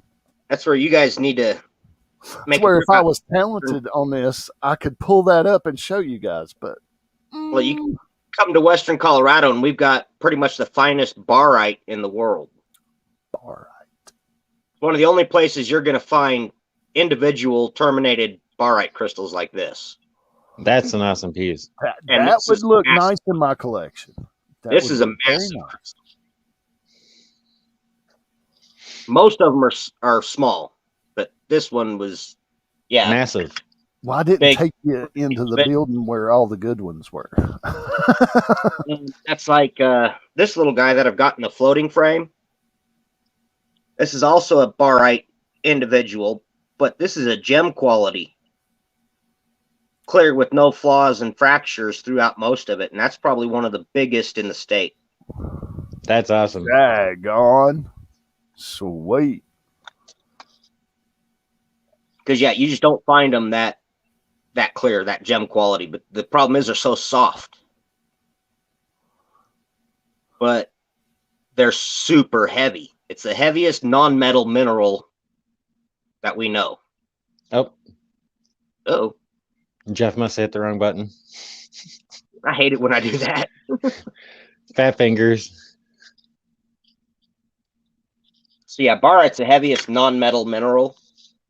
And like I said, you usually don't find it in crystal form like this. And so it's found more in compact massive forms, and it's used in industrial processes primarily. What did you do? Oh, we won't talk about it. like directional bores, or when you're drilling and you want that water to stay down there at the head of that drill bit to keep it cool, they add barite, and it's so heavy it keeps it all down there and keeps it cool. That's awesome. What'd you do? I pulled a Jiffy.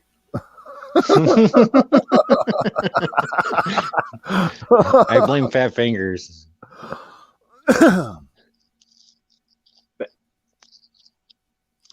That is the kyanite that Dennis found today in the creek.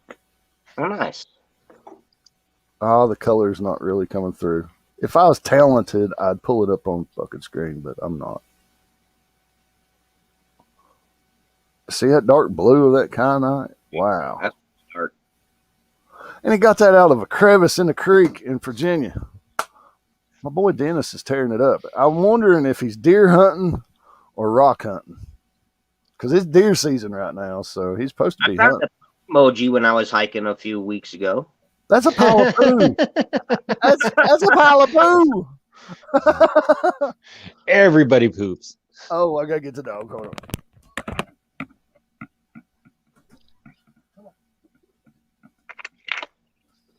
Well, it's like, I also found some poor bastard's balls that had fossilized, It must have fell out of his wife's coin purse.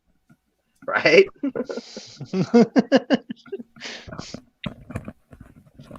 I had to get the dog. Oh, leave me alone, dog. Leave me alone, dog. Yeah, tomorrow I'm planning on hitting a bedrock spot.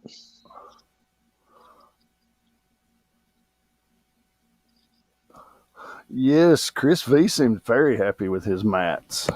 That's why I'm asking Dennis for a 10 by 36, because I've got to order my sluice. Best close spot to me is about 2.5 hours away to go looking for gold. That's same here, 2.5 for me to get over to North Carolina. Yeah, I'd have to go down to the San Miguel River. Jeff, so my phone just let me know I'm at like 15%. Uh-oh, And you in don't order have for your phone. me to charge my phone, I have to unplug my headphones.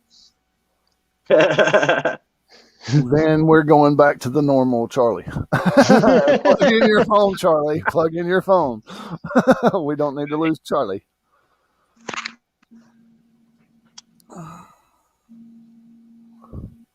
Am I echoey? No. It's just picking up some humming in the background, that's all. Yeah, I'll show you what that humming is from.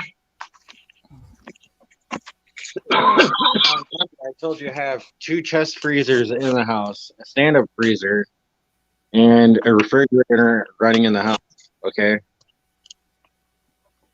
Yeah, I seen your pictures you sent me that one day. So yeah, you have quite a few.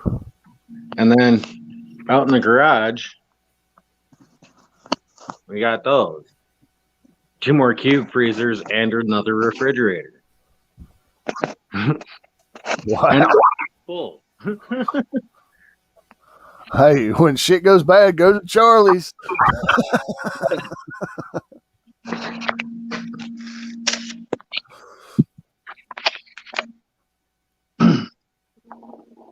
And then we also have like 2 or 3 full pantries of like canned foods. We also have dry foods like pinto beans, brown beans, rices. You know, I've already expected shit to go sideways long ago. They make good dog treats. Because that's what I'm getting ready to do. Here you go. Good girl. Reg Labe, have you tried? Oh, what is it, like cornstarch? He's been having problems with RTB silicone sticking to his molds no matter what he uses. Dennis is the best man to ask because he does that for a living. Well, not for a living, but for a side hobby. I guess you'll call it a hobby.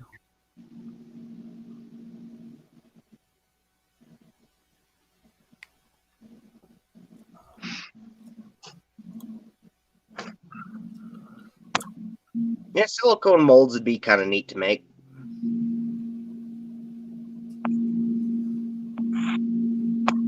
My first one that I attempted at making, I ended up using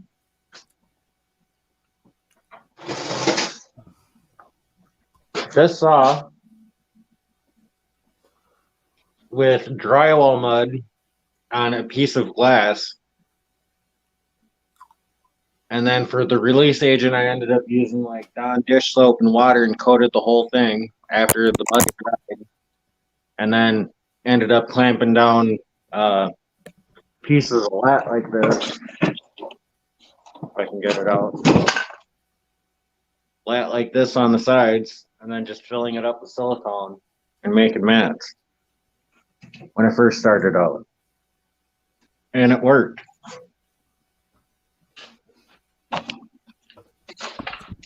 And that's mining on a budget.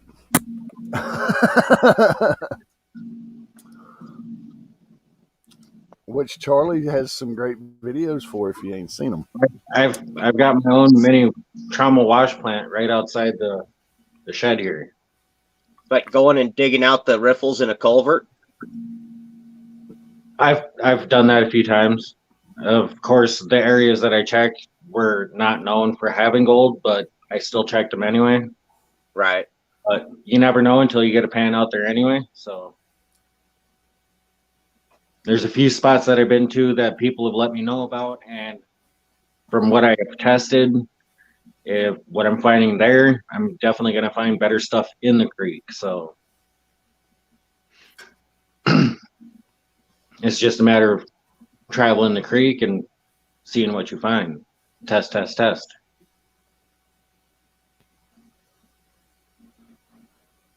Yes, test. That's the key to it all, ain't it, Charlie?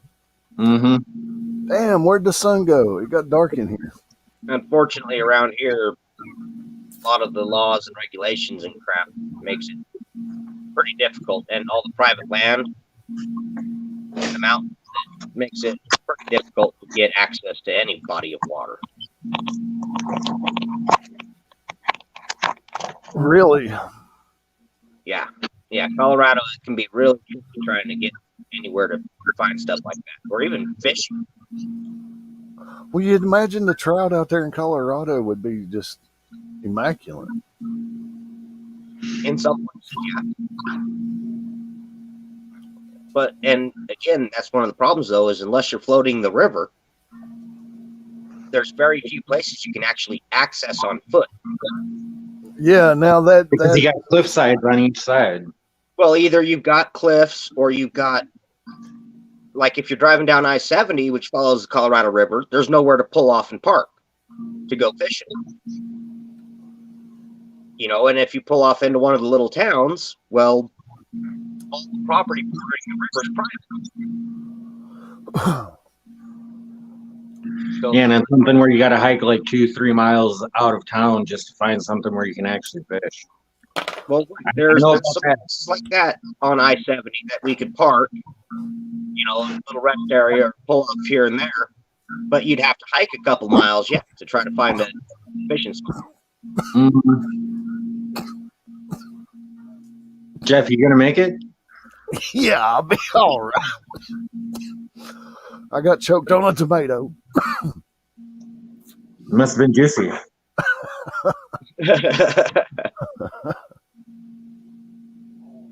Spring runoff is deadly.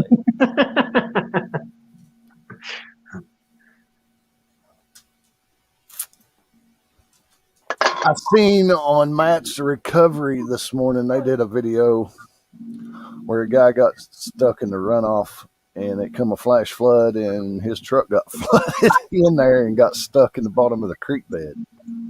They had to tow it out. Yeah, I know. It was a good one, wasn't it?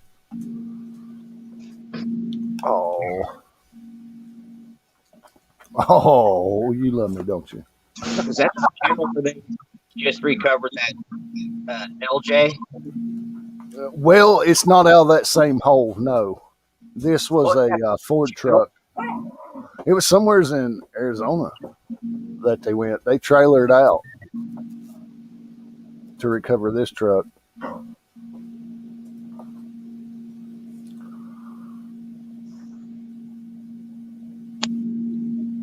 Oh, Dennis is out in the hunting blind. He's very, very quiet. I'm hunting rabbits. Now, see, that's what I was kind of disappointing about not getting to go to Tennessee, because out-of-state licenses aren't that expensive. Not that I would have needed one, but out there you can get a type like 96, 94, or 96 permit, and it allows you 3 does a day every day of hunting season. Hush your sassy mouth. I'm sorry, I was talking to the dog, Robert.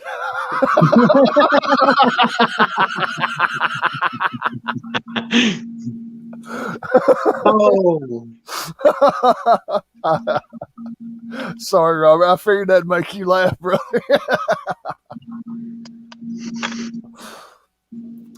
But yeah, you can, like, I can go back and buy another permit, which allows me another 3 or 4 does.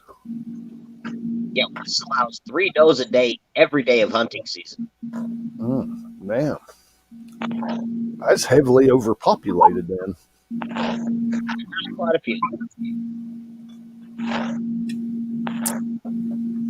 See, I'm in Virginia, and we have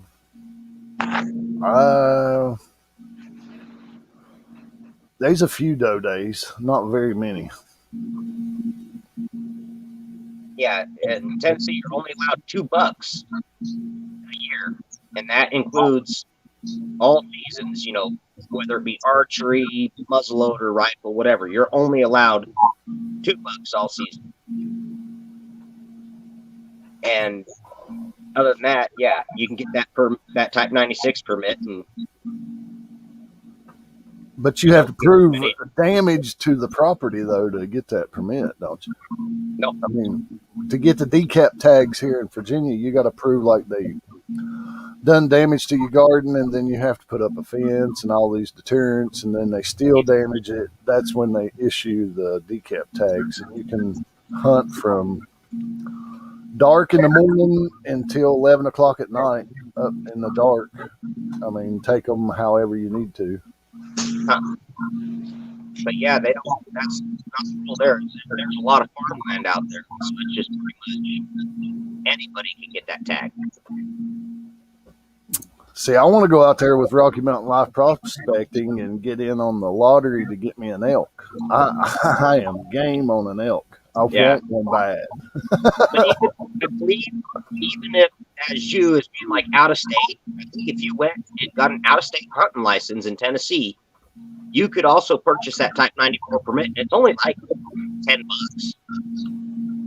Well, see, I'm a native Tennessean where I was born in Tennessee, but I live in Virginia. I can go in and get my native Tennessee license that's the same price as a resident. Really? Yeah. Google it.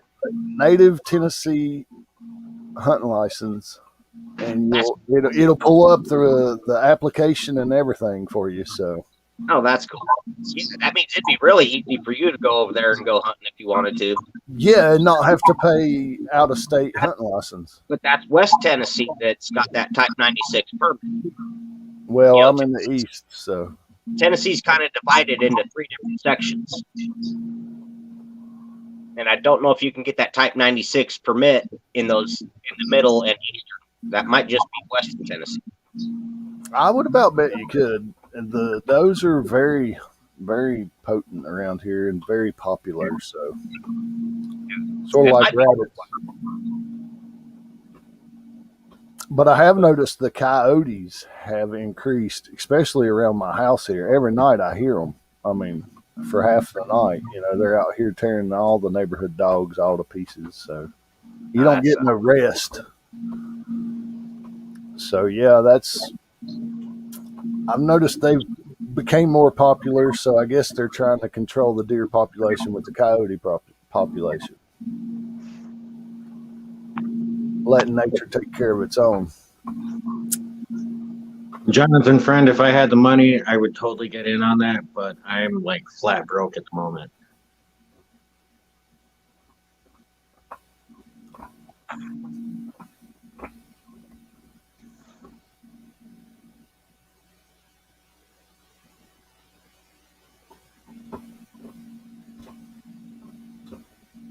Mm.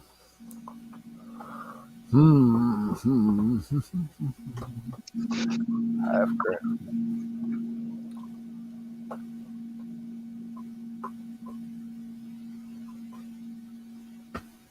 Yeah. It's pay dirt. It's fun pay dirt. You got a bag of black mass on the wall. Exactly. You seen that? I do not yet. I do not have none of Jonathan's dirt, but No, dude, it's all good. That's what this is about. I mean, you want to come in here and shout out your channel? That's all good to us, man. oh no, Jonathan, friend, no, you're all good, brother. We don't care. Shout it out to the highest level you can shout it, brother. We don't care. You know, We're just here at BS, and I mean, we don't hold offense to things like that. I mean, you're one of our friends. You're the bar fam. Throw it out there, brother. Throw it out there. now I don't know if you guys are familiar with me, but do you guys know Stu Deasy? Yeah. Who? Yeah, I did get some thing of pay dirt from him one time. So that's the only one I've gotten anything from was Stu Deasy. Yeah, that's one of the ones on my list of picking up yet and trying out. Yeah. There's quite a few out there, like I've heard, and it's just trying to get the funds to do it. I'm Right. sitting here with bags and bags and more bags and more bags. And hold on, we got more bags, even bigger bags. Oh, I've got a pan. You can always send it to me and I'll help. And this one's the special one. Yeah, I'm waiting on mine to get here, but I'm doing a video on mine. That is from Bering Sea Gold, Brian Of course, Wilder, who's the on reason why I Discovery have to do Channel. The reason why I have to do mine, Jeff, is because I want the bag to go up on my wall of bags that I've done. I was one of the first bags that Brian sent out. I mean, because I just so happened to be in a private chat with Brian at that night, and we're not going to discuss where that chat was at, but I bought a couple of bags, donated one to an unsaid organization, and received one. So if you're interested in looking at or getting some of Brian's pay dirt, just go to American Gold Prospectors and you will find his info. He accepts Venmo, Cash App, so And PayPal. and PayPal. So if you're interested, or Jonathan friend Black Mass Pay Dirt's got a deal going on. Did you throw that up there, Charlie? We'll throw it up there again. There we go, guys. If you want to get in on Jonathan Friends, here it is. We'll pop it up here on the channel for you to get out there and grab his. I'll tell you guys right now, $50 for a half-gram bag, that's a steal. At today's gold price, yes. That's a steal. That is a steal. That's why I sit there and studied it very well before I spoke anything about it. And like I said, if I had the money right now, I would jump on it. But I'm in between paychecks, so I gotta wait. If there's any spots still available. I'm gonna have to turn on the light. Can you believe this crap? Man. Let's go for the second option. Yeah, same here, Jonathan. I haven't heard from Steve. Get off it. Get out. You crazy dog. Anybody want a blue healer? I'll mail her up and send it to you. No, I'm joking. I couldn't get rid of my dog. I love her. Even if she is a big pain in the rumpus.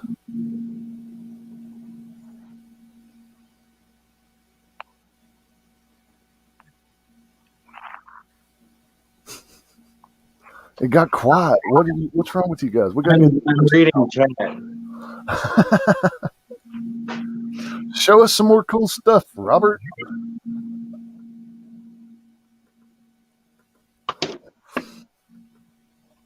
I showed you my cool stuff. You got some more cool stuff.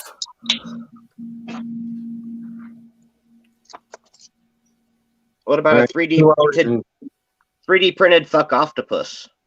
A fuck octopus. We need to send one of those to Brandon. Yeah, Brandon deserves one of those.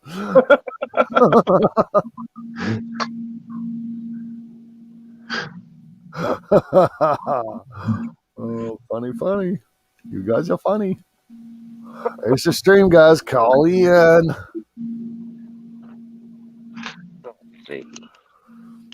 Okay, Rocky Mountain says they're at capacity.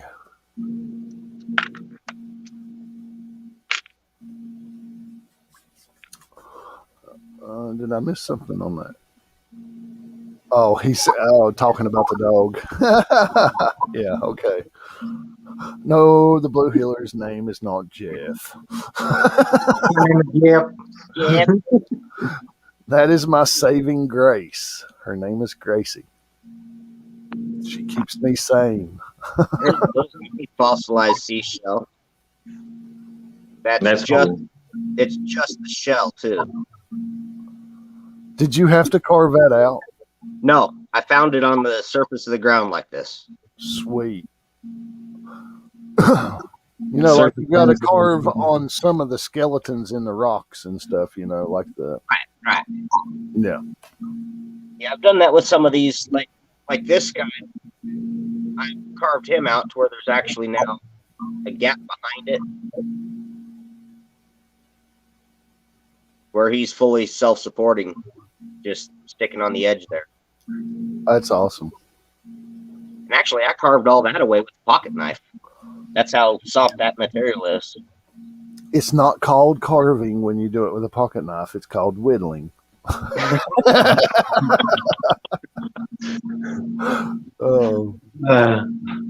Whittle the diddle. Well, I was more prying chunks out with the tip of the pocket knife. Sweating at the same time. Right? Awesome, man. I'm out of cigarettes.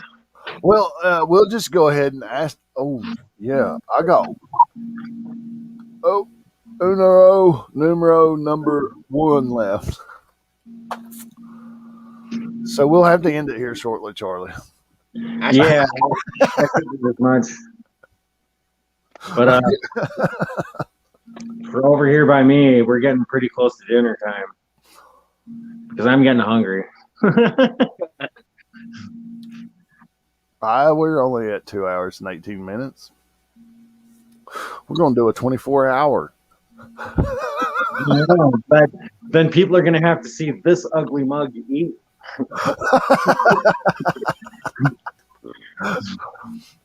We'll take breaks. You can time out a minute to eat, and I'll just come back, back and forth. Definitely. Yeah, you shut off the camera, you take a bite, turn the camera back on. Yeah. Or just do this. Yep. Yeah. I had to do that the other night for Ray's show. I was sitting there eating my Chinese. I do rice, not noodles. You eat too much. You must go now. Too much noodle. Too much fried rice. See, my problem is the sweet and sour chicken. I did the sesame chicken. Sesame chicken. See, I like the sweet and sour. That orange chicken can be really good too, though. Oh yeah. Well, it depends on your heat level. What do you like it at? I Mild, hot. No, Have to put it in the water. I like a combination between like orange chicken and General Tso's chicken. Well, General Tso's is a little hot on the hot side sometimes. It can be, yeah. Yeah, I love it all though. I eat it quite a bit. Love Panda Express. Love Panda Express. Toilet doesn't though. No, maybe not so much.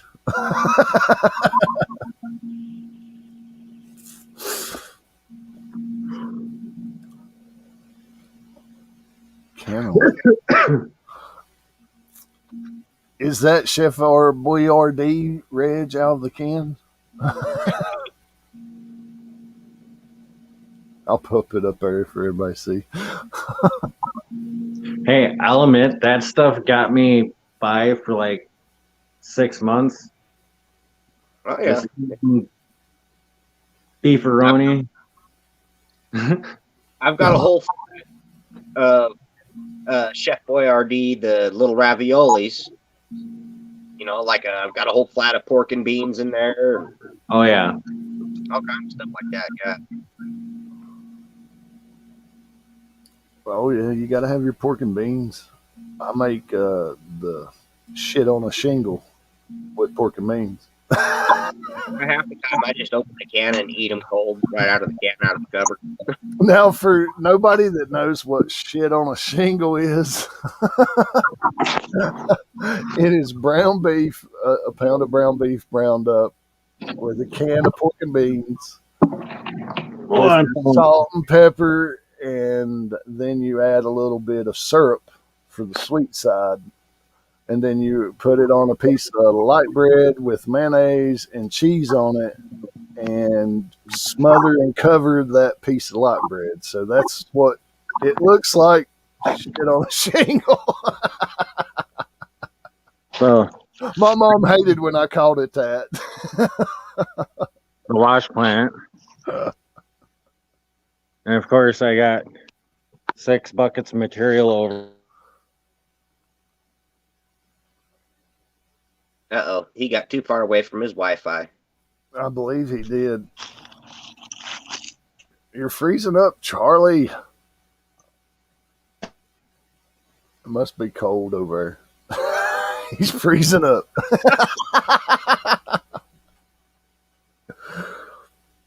I'd go with tacos, Reg, myself. I would enjoy a nice soft or hard shell taco right about now. Mm-mm. Y'all making me hungry. I'm going to have to order DoorDash. It's like I'm sitting here thinking, okay, what do I have as You leftovers? guys couldn't see it before the last time I tried to show it off because it was dark out already, but it's just as bad.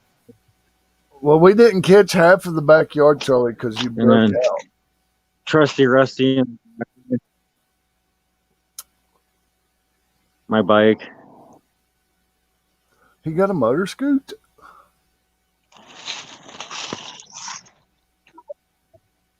Yep. You ain't got no kids around there, do you, Charlie?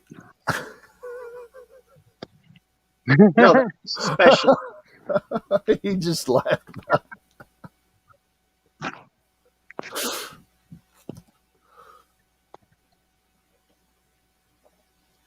That's the hey you guys house. Nice. Everything I've been doing is in there. Yeah, he's been reduced to the garage, guys.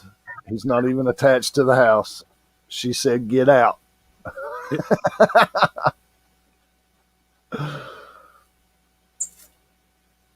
Military term.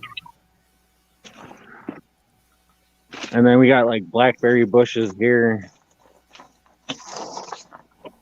A bunch of raspberry bushes back here. And we're And over pushing there we got I think a few more, and a couple apple trees and pear tree back there. Always nice to have fresh fruits. And then, Oh, like yeah. I said, my garage is packed. The local All band sorts of is stuff selling. and projects and everything that I'm working on. The local band is selling fruit, so I've like put in my order for some.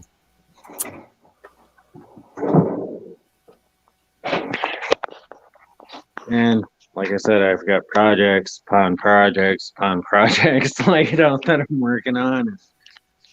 My sluice box station over there, my setup for making the barrel for the wash plant, chop saw, and then the stove that I need to get hooked up back over there behind that pile of shit.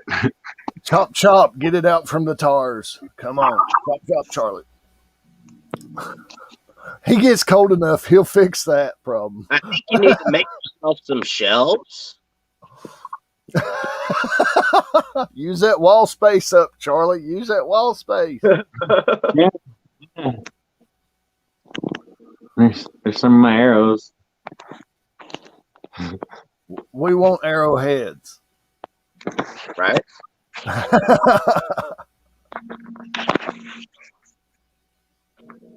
We want arrowheads, Charlie. We want No.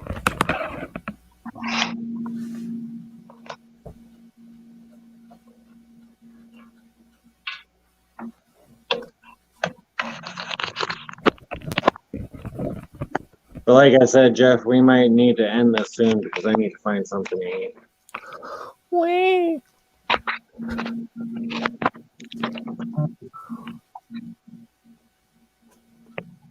Arrowheads. Oh,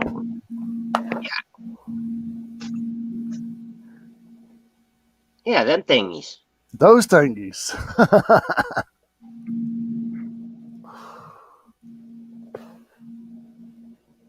yeah, I would like to find some of those.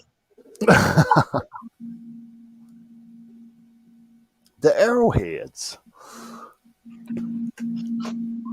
That's just one of the small cases. I got two larger ones. Thanks, Amethyst. The only problem with my house is it's bigger than any business or other building in town. And trying to get an AC hooked up to it is ridiculous. Because we need a 4-ton unit just to keep our house cool.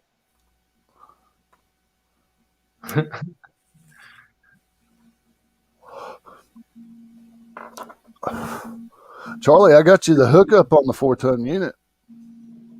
Oh, we have one. It's just a matter of the Freon and getting it hooked up. Let's say I have a very good friend in some heat and air. Send them my way. Please. So they're here, but you never know. They might want a road trip so they can have a vacation. They were just out at the Grand Canyon and stuff. So, Oh man, they could have visited me. yeah, so they're all out, all over the place.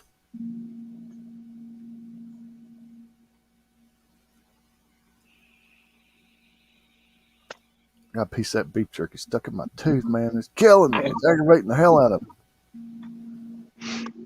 Yeah, that can happen.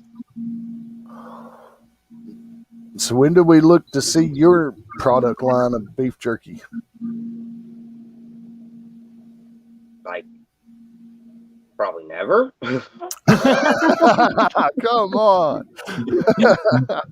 With a channel with the name of For the Love of Jerky. Yeah, you know, you'd think you'd have his... I love eating it. I never said anything about making it. Oh, you just do reviews of beef jerky. Send it to me. I'll eat it and tell you what I think. Yep. That's the whole point of the channel is to get free jerky in the mail. Dude, that's like getting free gold. That's like getting gold in the mail, man. That's pretty awesome, you know. Wednesday night dollar special winter chicken dinner. I know most of all y'all are hunters and make jerky. You can always send me samples of your homemade jerky. I'd love to try it. Doesn't have to be stuff. It can be bad and I'll still like it. It's still jerky. That's right. I'll have to make you some authentic South African jerky and send it to you. Now, no south of northbound polecat jerky. No, it's called. Hold on. Damn you! Don't say it, Charlie. I was going off of Duck Dynasty. I could sit there and see Willie sitting there and go, "No, this is my biltong." No, that's some good stuff. I'll have to send you some. It must have some funk smell to it, though. It's really not. It's really not cured in any way other than just air cured, right? Yeah, it's just seasoned, spiced, and air cured. So no dehydrator, air dehydrator. Yeah. You just keep the room warm and hot and let it air dry. That sounds sanitary. No, while you grind the meat like with a salt rub and everything like that, and then you season it and let it cure. No, we used to have a smokehouse. I was only joking, Charlie. I understand cure and salt cure. But the way it turns out, it's just awesome. Yeah. See, the sad part is we don't have the temperatures that we used to anymore. So a smokehouse is sort of pointless anymore because you don't have the right temperatures to get the curing age and it not spoil. You used to be able to hang hams and salt cure them all the time, sugar cure, salt cure, but not outdoors no more. Not in the smokehouse with no climate control. We'll put it that way. Right. Where it's like a constant 70 degrees in the area, and then your smokehouse is running at a certain temp. Yeah, I mean, if you had a smokehouse, it would be. I mean, that would be easier to smoke cure it than it would to just salt cure it anymore here in my local area, where that used to be a tradition. I mean, you killed your own hogs and hung up the meat and took it out. Out here in Colorado, it'd be a lot easier. Yeah, your climate hadn't changed as much as ours has. I mean, Yeah, yours is still a lot drier too. Yeah. You know, by where Jeff, the humidity, that's a major factor. Shit, we always run over 50% humidity. I don't care what day it is. I mean, it's always humidity. And that's why when I say, damn, that's cold or damn, that's hot, it's because I'm used to a humidity heat. And when it hits 90 to 100 in this humidity heat, it's unbearing. I mean, you don't want to be there. I mean, if this is the way the Arabs feel all day, every day, no wonder they have them mad faces all the time. Give me some AC. I'll be happy.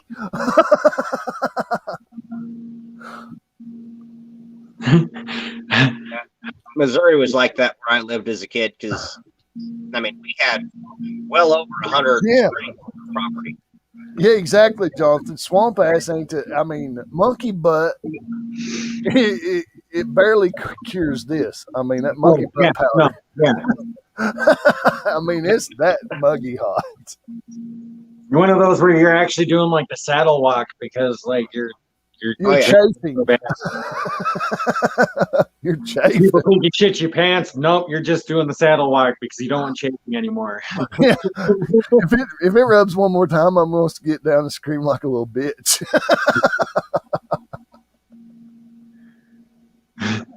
Oh.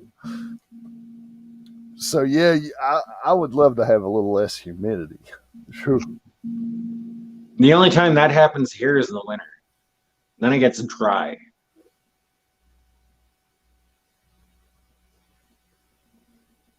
All the moisture is just sucked out of the air. I don't know why. Absolutely, Jonathan. Sorry, I was reading Jonathan's message there. So.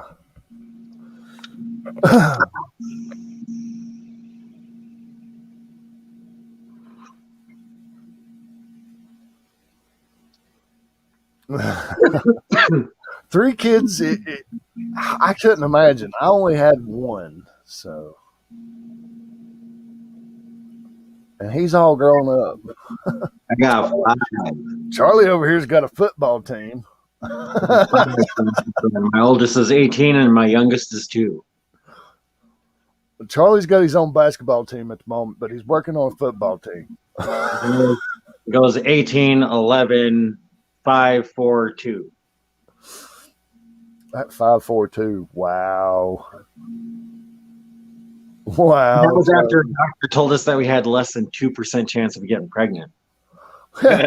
I think I went back and smacked that fucker right in the face. I said, now look at you. No, instead of playing the lotto, I did the hokey pokey, and I got all turned around. Dude, you told me I was safe. What do you mean 5 kids later? I ain't safe.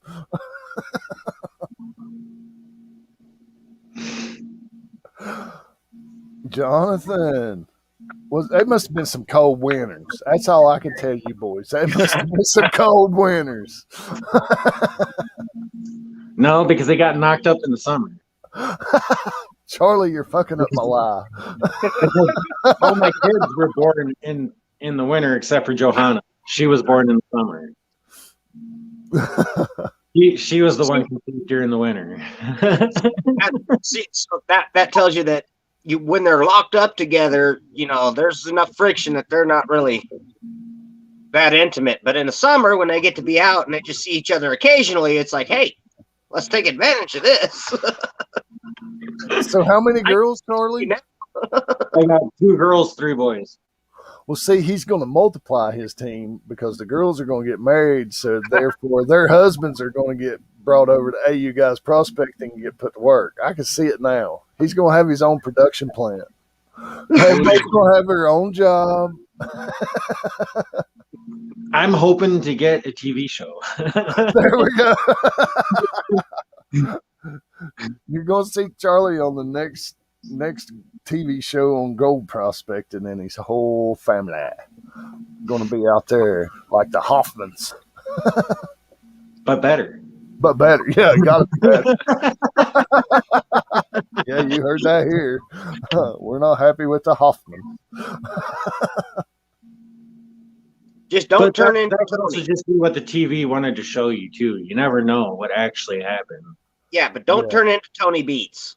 No. Oh Lord. No. Oh, Tony's all right though. Bye. That damn fly, man. Get off my screen. It's 28 degrees out here and I got a fly on my screen.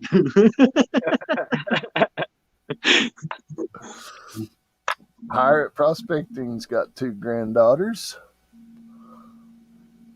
I hadn't got to experience grandkids yet, but I'll wait until I have to. He's got a woman. He's bought a house. So I'd say it's not too far off. Congrats. I would say it might be after he jumps out of the Air Force, though, but maybe not. He's talking about career. I mean, well, if he's deployed somewhere, I would hope she doesn't wind up pregnant. No, he's not deployed. He's stationed in Alabama, Birmingham, which seems to be his. He seems like that's where he's going to settle because he's building a house, unless he's going to do the flop thing and make some money off of it. I don't know. You know what's the other problem I face with trying to record out here when it's not like heated? Is my phone just popped up, said device is cold. Mine's always overheating, not getting too cold. I only have about like 4 things running on my phone. I got YouTube, I got Facebook, and then I got like websites and stuff that I browse, like buying shit. Speaking of Facebook, I noticed it said earlier that it wasn't connecting with AU Guys. That's because I had to go through and redo my password because I had something come up that my account was active in another state. Ooh. So I had to do Virginia, was it? I done hacked you, Charlie. No, it wasn't that. It wasn't that. I know it. I'm not smart enough to hack anything. Over in the Philippines, you know. And I'm not in the Philippines, so no, that wasn't me. Yeah, no doubt.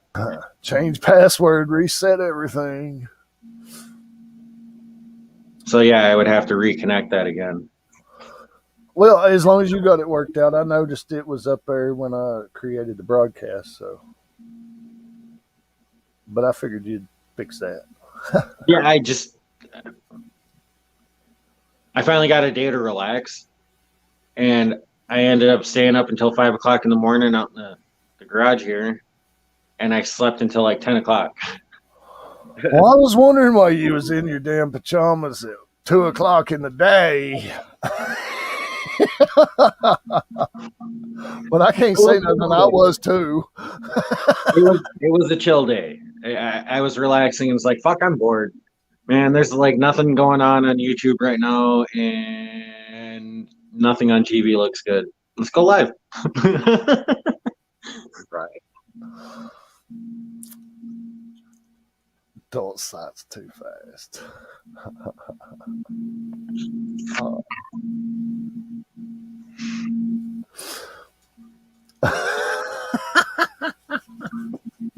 Slow it down. Oh. Well, I had a good kid. I mean, Nah, if I show up and that kid is bouncing off the walls and be like, see ya.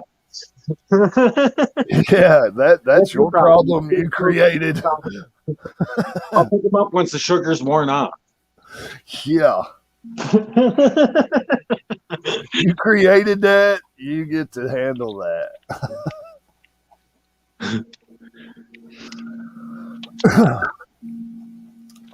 See, my son wasn't a big chocolate kid. He was more of a sour sweets kind of kid. You know, he'd eat the Sour Patch or the sour gummies or whatnot, but he didn't really care for chocolates. Jeff, you're talking about food and candy, and I'm getting hungry, man. Well, let me help you, Charlie. Come on.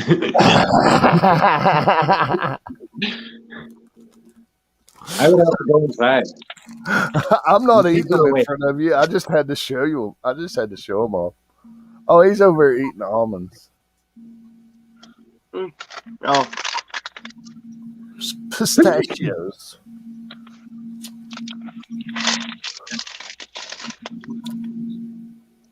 Those are my favorite right there.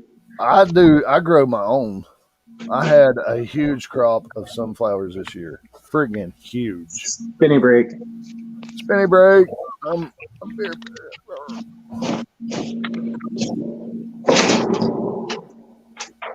Can we spin it? Oh, yeah.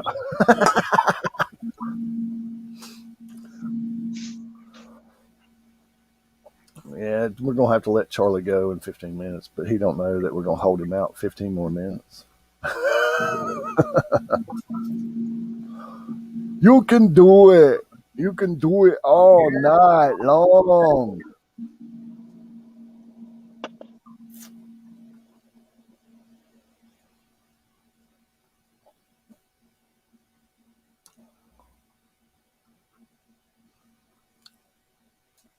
Go away, dog. You're being mean. yeah, pirate prospecting, you just got to remember when you're doing that, do it at the end of the visit, not the beginning.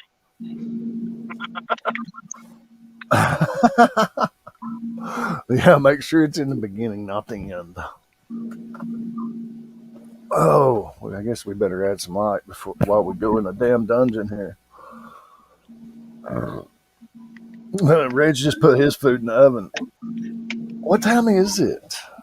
Jeez, it's only 5 o'clock. What are you people eating for? I'm joking. It's time to go to DoorDash. What are we eating tonight? Well, I'm munching on some pistachios for a snack. What should we eat tonight? Let's see here. Got the famous KFC. No. Hardee's. No. Popeyes. That's in the contendings.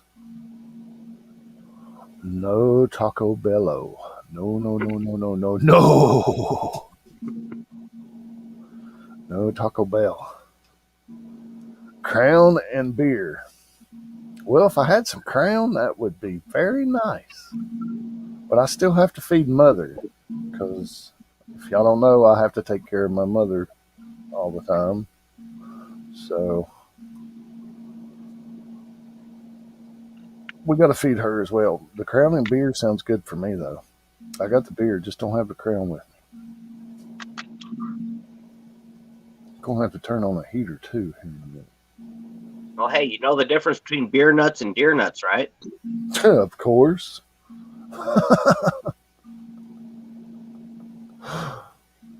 You don't gotta share them with me.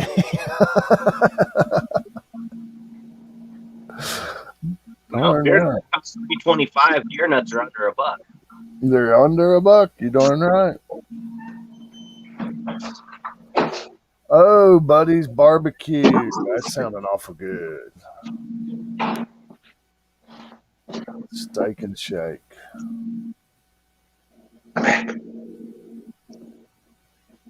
What'd you figure out, Charlie? Cigarettes. Oh, damn you. But I walked past dinner as I was like coming back out here, and I'm like, oh. As you smelt dinner. Yeah, we got like chicken and potatoes and all sorts of goodness. Ooh, I bet you they're not my good homegrown potatoes.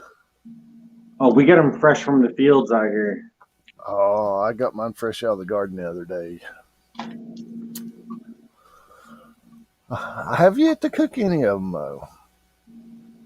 Cup of noodles for Mom, so easy.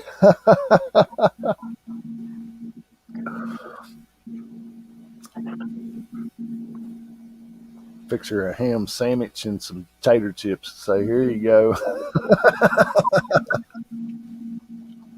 No, I'm not that type of son.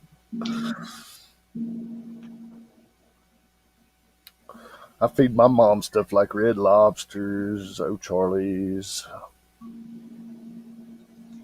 I should probably get a discount there, right? O'Charlie's.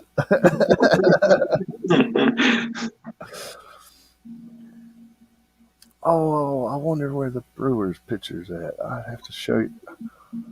Somebody, I want to say it was Miss FBI that sent out the picture of the Brewers bar picture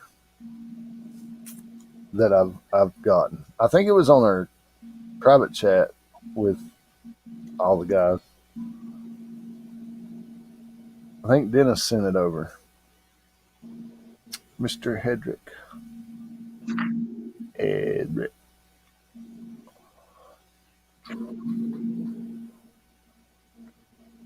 See, that's why I like this charger that I got out here. Like, I plugged my phone in, what, not even 20 minutes ago? Yeah, you got the 58%. Dang. Tell me my favorite restaurant's open. Why is Panda Express closed? Come on, guys. Get your act together. Because it's Saturday and you want them to be open. That's exactly it. No, I'm looking for the little Italian place. See, mine is always looking for a place on a Sunday you're trying to eat. That's ridiculous. Well, don't go to Chick-fil-A. We don't have too many of those around here. Really? They're on every corner around here. Down by Milwaukee and Madison area, we got them, but not up this way. We got more like Burger King, McDonald's, Carl's Jr., or Hardee's. Yeah, Chick-fil-A used to be like a mall thing. They didn't have their own stores like McDonald's and Burger King around here. And then now they have their own stores. Of course, we don't have a mall either. Right? We got them all, but they got like crappy Chinese restaurants and stuff in there, and then there's like one small little Burger King hut. It's Just more a small food court. yeah. And then like above the one side of the food court, I got a picture of it. I got to send it to you. It says "Make smart choices," and then above that, there's a tattoo shop. That is funny. Well, in my defense, at the Fox Valley Mall here in Appleton. In my town's defense, where the mall is or was sitting, they're building a Hard Rock casino. So no mall, but a Hard Rock casino is going in. Come So, spend your money. yeah, come spend your money here.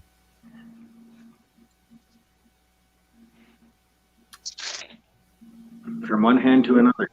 See, I wasn't impressed with Hard Rock's food, and I eat at the Hard Rock in San Antonio, Texas. I was down there for my son's Air Force graduation. So we went, that was the one place he wanted to go. So we went to the River Walk and ate at the Hard Rock in San Antonio.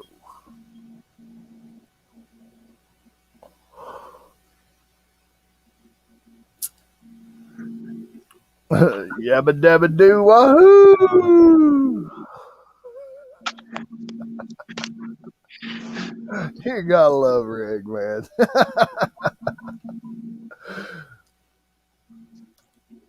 Yabba dabba doo wahoo! I forgot he was even here. Watch him give me that look. Is it still daylight where you're at? Shit, it's dark where I'm at. Yeah, it's getting dark by me already, you know. It's only 3:33 here. We still got an hour and a half, 2 hours or so. No wonder his time difference was so much on Earth. That all-nighter.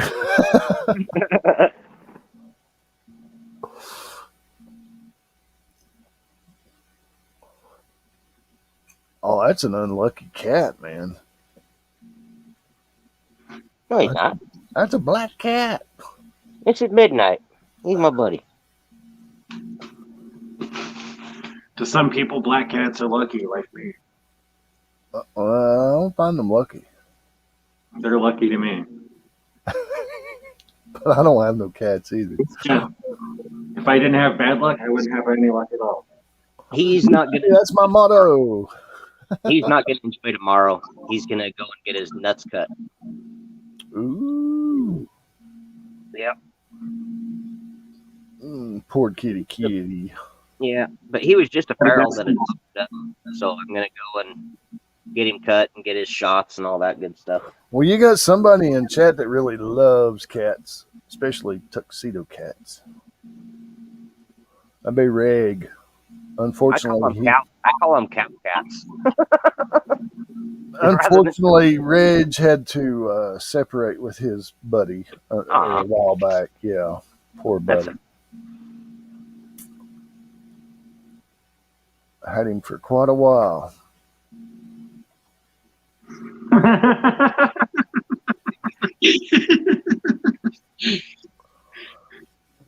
Pack one hell of a punch.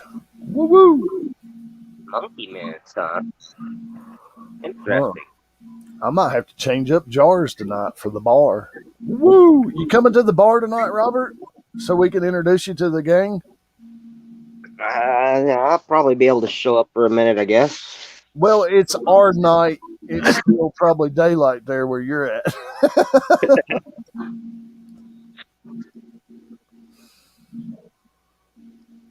But yeah, you ought to call in for us. Hell, we want to introduce you to. We've done mentioned you to JP and all of them. So, if you don't mind, of course. Like I said, I could probably show up for a little bit. I usually wind up streaming with on Saturdays with West Coast Retrospective, which is Tupac and William. You know Tupac Coin Roll Hunter? Yeah. I don't know too many in the coin roll. Him and William do an adult stream on Saturday nights on another channel that they created. In case if it gets spoofed.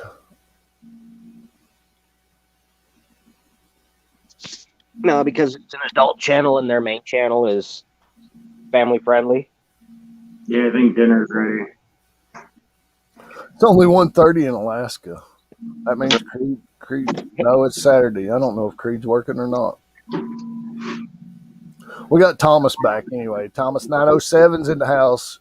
He was asking about the Alaska connections, Robert. There you go. He's in here.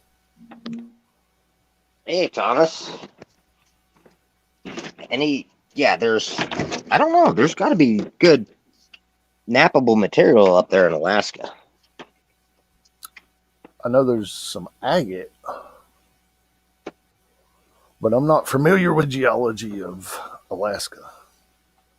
But also, yeah, that ivory, like I know somebody said they had some walrus tusks. It'd be like, oh my goodness, I would love to get a walrus tusk. Then I'd have to try to figure out how to carve it, how to do some scrimshaw work on it. Yeah, Robert is a napper and a carver. I guess you would classify that, wouldn't you, Robert? Yeah, I'm a flint napper. I've dabbled into the carving. You know, those pieces are pretty much what you saw is all I've ever done, really. Well, they're not bad. I mean, from what I've seen, No, thank you. they looked really good. I mean, compared to what I see around here on walking sticks, I mean, it's almost the same resemblance, you know. Yeah, I mean, quality, not the same pictures, but you know, quality. right. No, and each one winds up being unique. You know, it's as you're sitting there whittling them out or whatnot, carving them, they just take their own shape according to the wood usually. Ooh, they got jade. Ooh, jade'd be interesting. Ooh, she carved mask. Ooh, that would be awesome to have. Oh, that would be awesome. That would be awesome to own. Yeah. And a jade one, a carved jade mask, that would be awesome. Ooh, that would be boss. That would be amazing.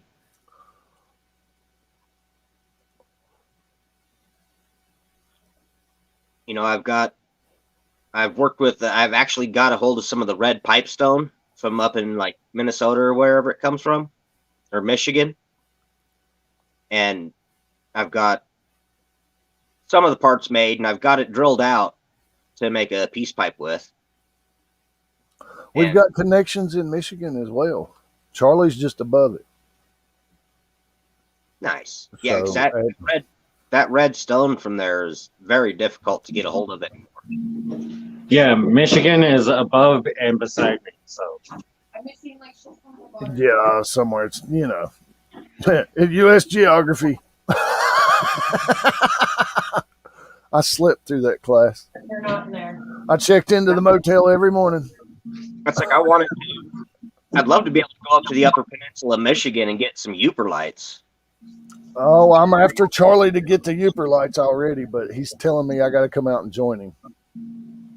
yeah, You know, the definitely. pudding stones are cool. The Petoskey stones are cool, you know, because they're fossilized coral. But those Uper light, that soda light that reflects with the black light would be really cool to have some specimens. I have one. I got it in my benzo blacklight bag. And it like slams all at fucking once. They both died earlier. Do I hear a Miss AU?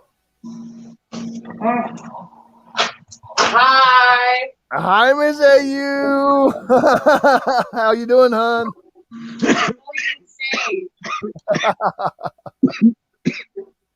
I gotta go put some butter. We're missing like 6 pounds of butter. 6 pounds of butter. That's a lot of butter.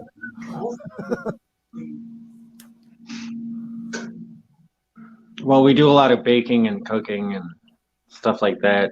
That's why I went from being like 170 to 240 pounds. There's you a comment on the page, Robert. It's on screen, brother. Alzheimer's before, and they keep random. But Please do, dinner's Tommy. ready. No, it's not. Oh, it's not? No, you're good. I got to get butter. I thought dinner was ready because she was coming out here. Oh, I gotta go get butter. Oh, you're screwed. No, she said she's going to go get butter now. Dinner's not ready yet. No food for you. No soup for you. You must go now. Soup Nazi. I love the soup Nazi. Hell yeah. Back when I used to have a head of hair, I used to look like Kramer. My hair would stand straight up. Oh, that had to be funny. Funny. Oh, yeah. Well, I think I'm going with the That's bad. the Philly cheesesteaks with the works. Oh yeah.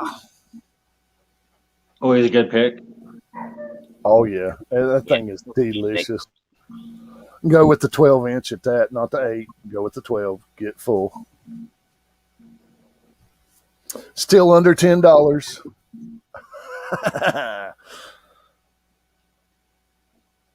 It is getting cold out here, too.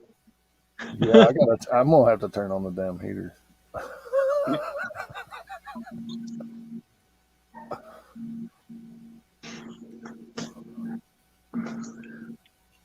But I'm probably going to have to hop off of here. I'm getting cold. You could take over the show there, Jeff. I need to go inside.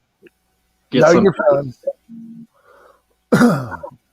But if you guys are still going after I'm done eating, I'll jump back on. Because usually by then kids are going to bed. Yeah, we'll do it again later. We'll be at the bar. We got the bar tonight, so Yep. 9:00 Eastern Standard Time. JP Lawns and More, JP's Bar. Come visit. We'll be there. Later, guys. See you, Charlie.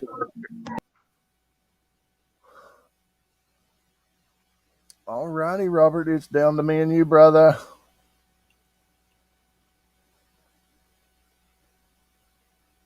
Yeah, this is Kitty Cat when he comes inside.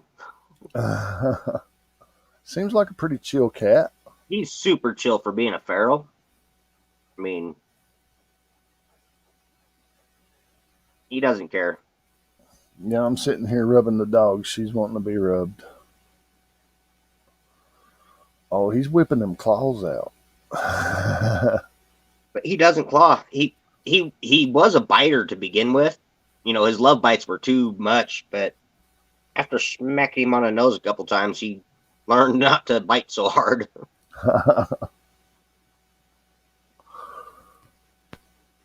But shoot, yeah. Well, I guess we better end this thing, Robert. I'll let you get some food and stuff, and we'll get ready for the bar tonight.